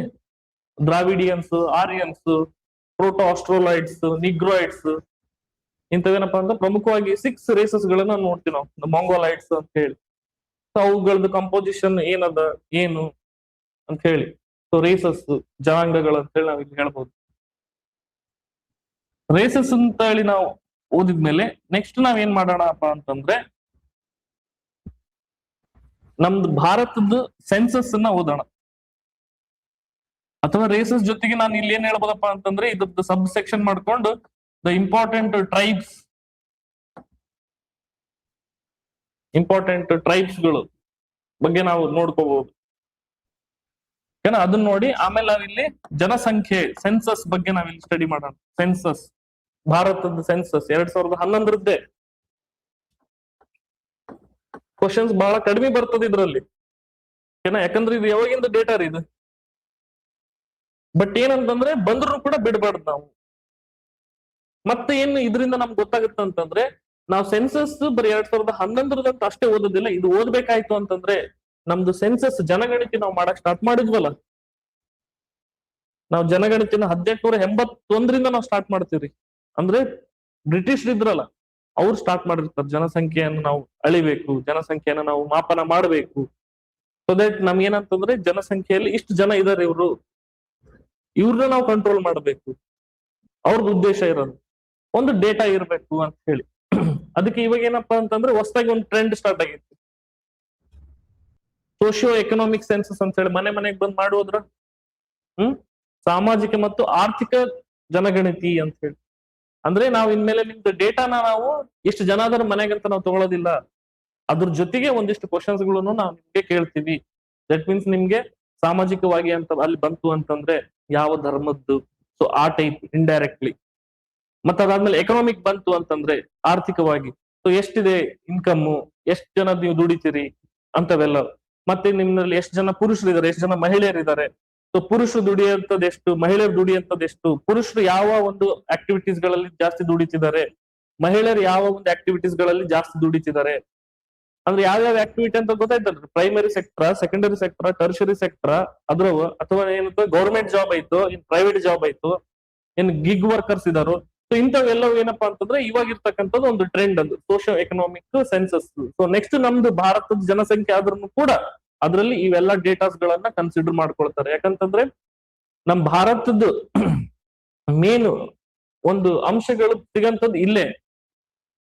ಯಾಕಂತಂದ್ರೆ ಏನ್ರಿ ಲಾಸ್ಟ್ ಗೌರ್ಮೆಂಟ್ ಕೆಲಸ ಏನು, ಗೌರ್ಮೆಂಟ್ ಯಾವುದೇ ಒಂದು ಗೌರ್ಮೆಂಟ್ ಕೆಲಸ ಏನ್ರಿ, ಅಲ್ಲಿ ತಮ್ದು ಜನರಿಗೆ ಇರ್ತಕ್ಕಂಥ ಸಿಟಿಸನ್ಸ್ ಗಳಿಗೆ ಸರ್ವಿಸ್ ಪ್ರೊವೈಡ್ ಮಾಡ್ಬೇಕಲ್ಲ, ಸೇವೆಗಳನ್ನ ಕೊಡ್ಬೇಕು 100%. ಅದು ಮತ್ತೆ ಗ್ಯಾರಂಟಿಗಳನ್ನ ನಾವು ಮಾತಾಡಕತ್ತೀವಲ್ರಿ, ಅಷ್ಟೇ ಅಲ್ಲ, ಸೇವೆ ಮೇಜರ್ ನಾವು ನೋಡಿದ್ವಪ್ಪ ಅಂತಂದ್ರೆ ಹೆಲ್ತ್, ಎಜುಕೇಶನ್ ಅವೆಲ್ಲವನ್ನು ಕೂಡ ಕೊಡಬೇಕು ಅಂತಂದ್ರೆ first of all what kind of citizens are there, ಯಾವ ಒಂದು ಮಾದರಿ, ಟೋಟಲ್ ಎಷ್ಟು ಜನ ಇದಾರೆ ಅಂತ ಹೇಳಿ, ಮತ್ತೆ ಅದ್ರಲ್ಲಿ ಪುರುಷರು ಎಷ್ಟಿದ್ದಾರೆ, ಮಹಿಳೆಯರು ಎಷ್ಟಿದ್ದಾರೆ, ಮಕ್ಕಳು ಎಷ್ಟು ಜನ ಇದ್ದಾರೆ ಅಂತ ಒಂದು ಡೇಟಾಗಳು. ಮತ್ತೆ ಆ ಸಿಟಿಸನ್ಸ್ ಇವಾಗ ಇರ್ತಕ್ಕಂಥ ಸಿಚುವೇಶನ್ ಏನಿದೆ, ಆರ್ಥಿಕವಾಗಿ ಹಿಂದಿದಾರೋ, ಆರ್ಥಿಕವಾಗಿ ಮುಂದಿದಾರೋ, ಹೌದಾ, ಎಜುಕೇಟೆಡ್ ಇದಾರೋ, ಲಿಟರೇಟ್ ಇದಾರೋ, ಅವೆಲ್ಲವನ್ನು ಕೂಡ ಇದರಲ್ಲಿ ನಾವು ಗೌರ್ಮೆಂಟ್ ಅರ್ಥ ಮಾಡಿಕೊಂಡು ಅದಕ್ಕೆ ಆಗಿರ್ತಕ್ಕಂಥ ಒಂದು ಪ್ರೋಗ್ರಾಮ್ಸ್ ಗಳನ್ನ ಕೊಡ್ತಾರೆ. ಇಲ್ಲಿ ಪ್ರೋಗ್ರಾಮ್ಸ್ ಗಳನ್ನ ಇಲ್ಲಿ ನಾವಿಲ್ಲಿ ಮಾತಾಡಬಹುದು. ಸೊ ಸೆನ್ಸಸ್ ಬಗ್ಗೆ ನಾವಿಲ್ಲಿ ಡಿಸ್ಕಷನ್ ಮಾಡ್ತೀವಿ. ಸೆನ್ಸಸ್ ಅದಾದ್ಮೇಲೆ ಜೊತೆಗೆ ನಾವ್ ಇಲ್ಲಿ ಏನಪ್ಪಾ ಅಂತಂದ್ರೆ ಒಂದು ಟಾಪಿಕ್ ಬರ್ತದ, ಮೈಗ್ರೇಷನ್ ಅಂತ ಹೇಳಿ.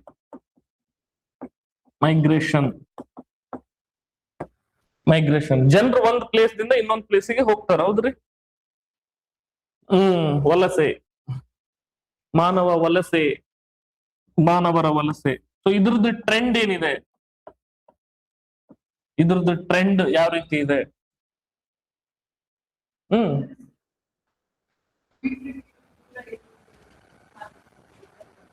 ಹಂಗಲ್ರಿ, ಇದು ಮೈಗ್ರೇಷನ್ ವಲಸೆ ಹೋಗೋದು ಅಂತ ಬಂತು ಅಂತಂದ್ರೆ ನಾವು ವರ್ಲ್ಡ್ ಲೆವೆಲ್ ಅಲ್ಲಿ ಏನಾದ್ರು ನೋಡಿದ್ರೆ, ವರ್ಲ್ಡ್ ಲೆವೆಲ್ ಅಲ್ಲಿ ಮೈಗ್ರೇಷನ್ ಎಕ್ಸಾಂಪಲ್ ಕೊಡ್ತೇನ್ರಿ. 2 ಸಿಚುವೇಶನ್ ನಾವ್ ಇಲ್ಲಿ ನೋಡೋಣ.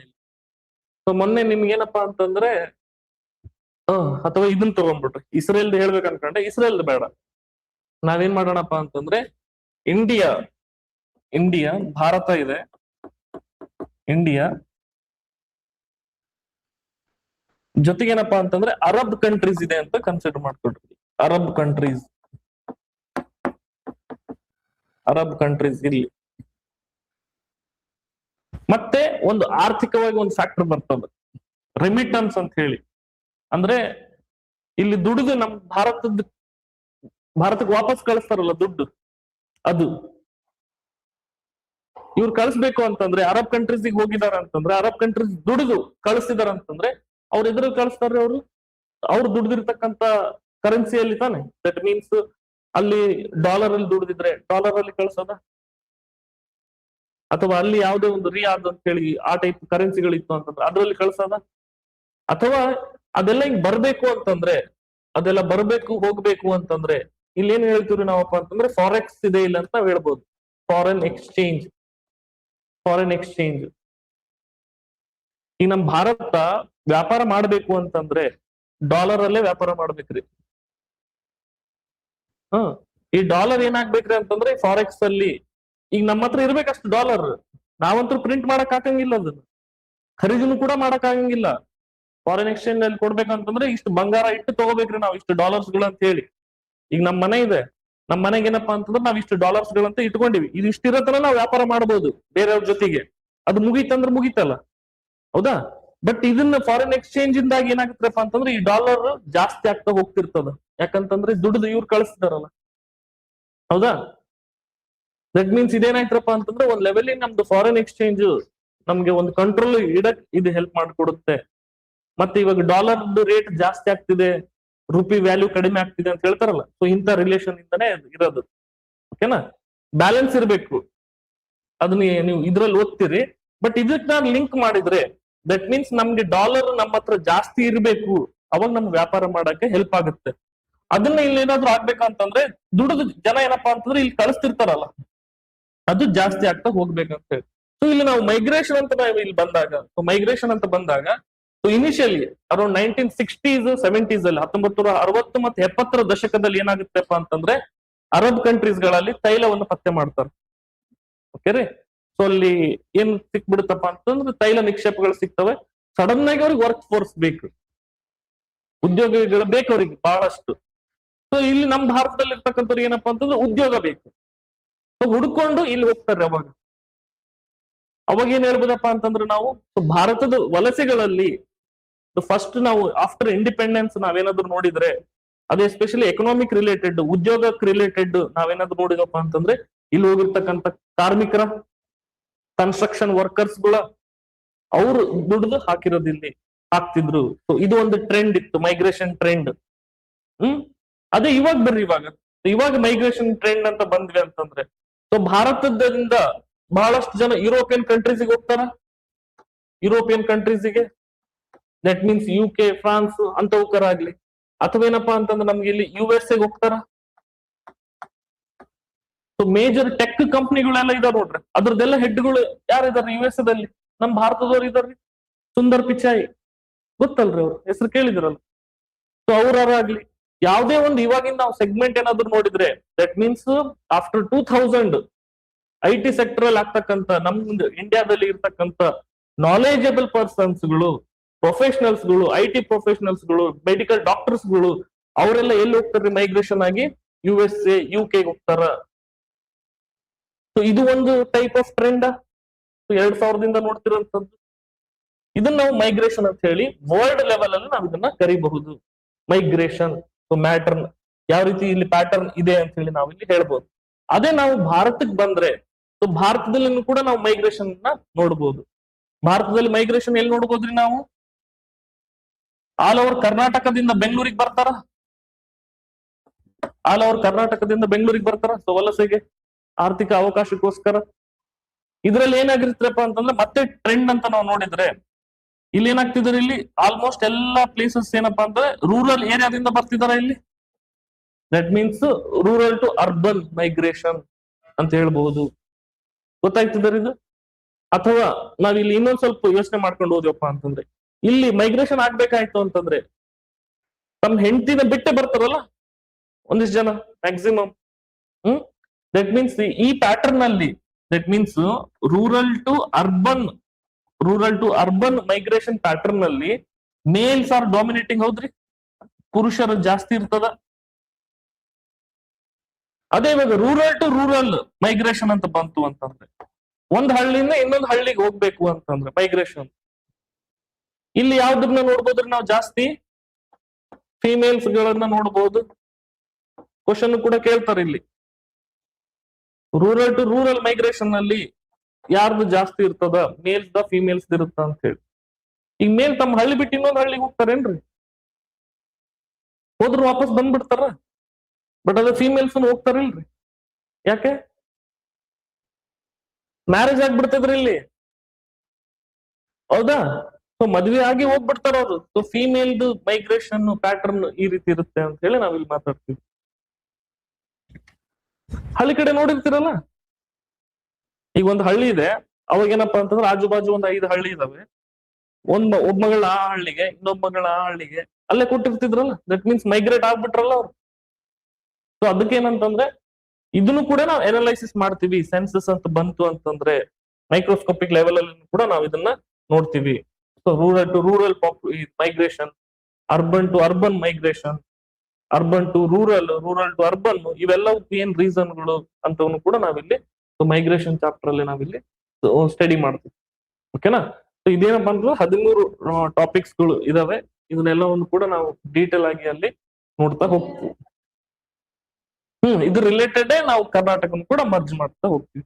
ದಟ್ ಮೀನ್ಸ್ ಇವಾಗ ಯಾವ್ದೇ ಒಂದು ಟಾಪಿಕ್ ಆದ ತಕ್ಷಣನೇ ಏನ್ ಮಾಡೋದು ಅಂತಂದ್ರೆ ಅಲ್ಲೇ ಅದು ರಿಲೇಟೆಡ್ ಕರ್ನಾಟಕ ಪಾಯಿಂಟ್ಸ್ ಗಳು ಏನಿದೆ.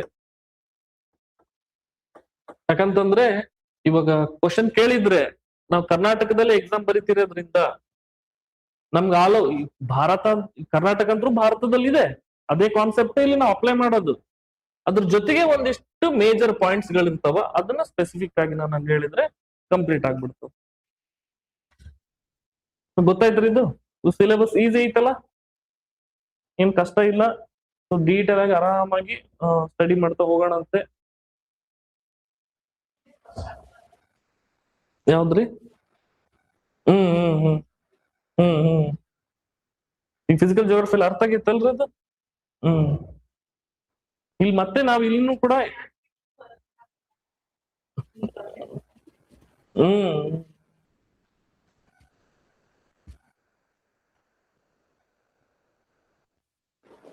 ಸೊ ಮ್ಯಾಪ್ ರೀಡಿಂಗ್ ಅಂತೂ ಮಾಡಿರಲ್ಲ ಇವಾಗ ನೀವು ಟೆಸ್ಟ್ ಸೀರೀಸ್ ಗಳಲ್ಲೆಲ್ಲ.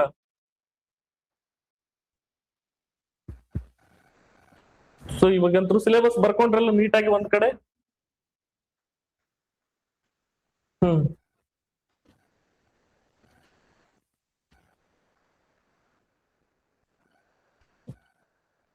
ನೀವೇನ್ ಮಾಡ್ಬೇಕು ಅಂತಂದ್ರೆ ಹೋಮ್ವರ್ಕ್ ಅಲ್ಲಿ ಇಂಡಿಯಾ ಮ್ಯಾಪ್ ಅನ್ನ ಹಾಕ್ಬೇಕು. ಒಂದ್ಸರಿ ಇಂಡಿಯಾ ಮ್ಯಾಪ್ ಅನ್ನ ಹಾಕಿ ರಾಜ್ಯಗಳನ್ನ ಹಾಕಕ್ ಟ್ರೈ ಮಾಡ್ರಿ ಫಸ್ಟ್.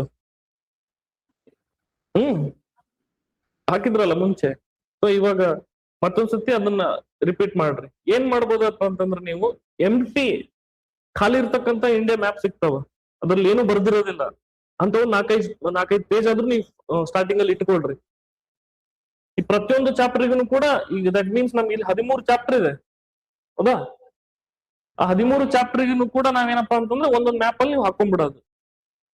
ನಾವ್ ಹೆಂಗಿದ್ರು ಇಲ್ಲಿ ನೋಟ್ಸ್ ಬರೆಸ್ತೀವಿ, ಆ ನೋಟ್ಸ್ ಜೊತೆಗೆ ನಾನೇನ್ ಮ್ಯಾಪ್ ಅಲ್ಲಿ ಹಾಕ್ತಿರ್ತೀನಲ್ಲ ಆ ಮ್ಯಾಪ್ ಅನ್ನ ನೀವು ಅಲ್ಲಿ ಹಾಕ್ಬೇಕು. ಅಥವಾ ನಾನು ಮ್ಯಾಪ್ ಅನ್ನ ಹಾಕದೆ ಆ ಪ್ಲೇಸಸ್ ಅನ್ನ ಮೆನ್ಷನ್ ಮಾಡಿದ್ರು ಕೂಡ ನೀವು ಅಲ್ಲಿ ಹಾಕೊಂಡು ಮತ್ತೆ ಅದ್ರ ಜೊತೆಗೆ ಈ ಪಾಯಿಂಟ್ಸ್ ಗಳು ಹಾಕೊಂಡ್ಬಿಟ್ರಪ್ಪ ಅಂತಂದ್ರೆ ತಲೆಯಲ್ಲಿ ಉಳಿತದೆ. ನಮ್ಗೆ ಏನಂತಂದ್ರೆ ಆ ಮ್ಯಾಪ್ ಅನ್ನ ನೋಡಿದಾಗ ರಿವೈವ್ ಆಗ್ಬಿಡ್ಬೇಕು ನೆಕ್ಸ್ಟ್, ಆ ಟೈಪ್ ಇರ್ಬೇಕು ನಮ್ದು.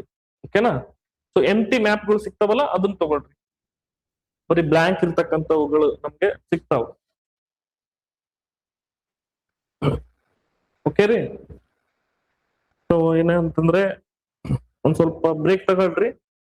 ನಾವೇನಂತಂದ್ರೆ ಜಿಯೋಗ್ರಫಿನ ಆಮೇಲೆ ಸ್ಟಾರ್ಟ್ ಮಾಡೋಣಂತೆ. ನೆಕ್ಸ್ಟ್ ನಮ್ದು ಸೆಷನ್ ಸ್ಟಾರ್ಟ್ ಆದಾಗ.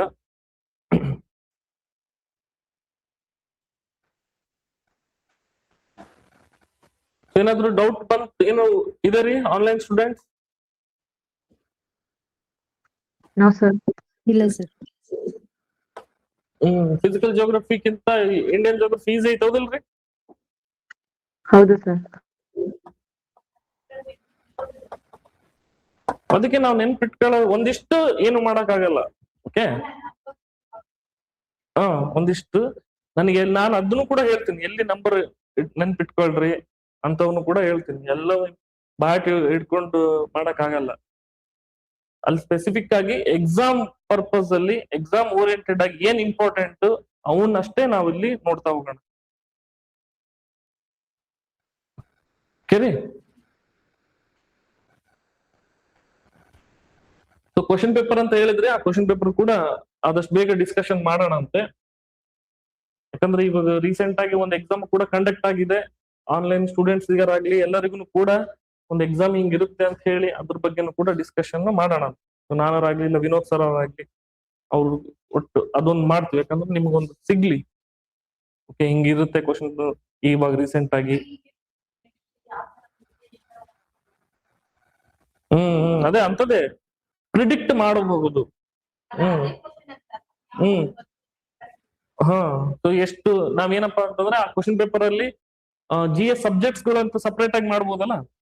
ದಟ್ ಮೀನ್ಸ್ ಹಿಸ್ಟ್ರಿಯಲ್ಲಿ ಎಷ್ಟು ಕ್ವಶನ್ಸ್ ಬಂದ್ವು, ಜಿಯೋಗ್ರಫಿಲಿ ಎಷ್ಟು ಬಂತು, ಪೊಲಿಟಿಲಿ ಎಷ್ಟು ಬಂತು, ಫಸ್ಟ್ ಅದು ನೋಡ್ಬೋದು ನಾವು. ಮತ್ತದಾದ್ಮೇಲೆ ಆ ಕ್ವಶನ್ಸ್ ಗಳಲ್ಲಿ ಟಫ್ ಎಷ್ಟಿದ್ವು, ಮೀಡಿಯಂ ಎಷ್ಟಿತ್ತು, ಡಿಫಿಕಲ್ಟ್ ಎಷ್ಟಿತ್ತು, ಈಸಿ ಎಷ್ಟಿದ್ವು ಅದನ್ನ ನೋಡೋದು. ದಟ್ ಮೀನ್ಸ್ ಹಿಸ್ಟ್ರಿಯಲ್ಲಿ ಒಂದ್ 10 ಕ್ವಶನ್ಸ್ ಬಂದಿತ್ತು ಅಂತಂದ್ರೆ ಹಿಸ್ಟ್ರಿ 10 ಕ್ವಶನ್ಸ್ ಅಲ್ಲಿ ಟಫ್ ಎಷ್ಟಿದ್ವು, ಈಸಿ ಎಷ್ಟಿದ್ವು, ಮೀಡಿಯಂ ಎಷ್ಟಿತ್ತು ಅಂತ ಕೂಡ ಸಬ್ ಡಿವೈಡ್ ನಾವಲ್ಲಿ ಮಾಡಬಹುದು. ಸೊ ಹಂಗ್ ಮಾಡಿ ನೋಡೋಣ.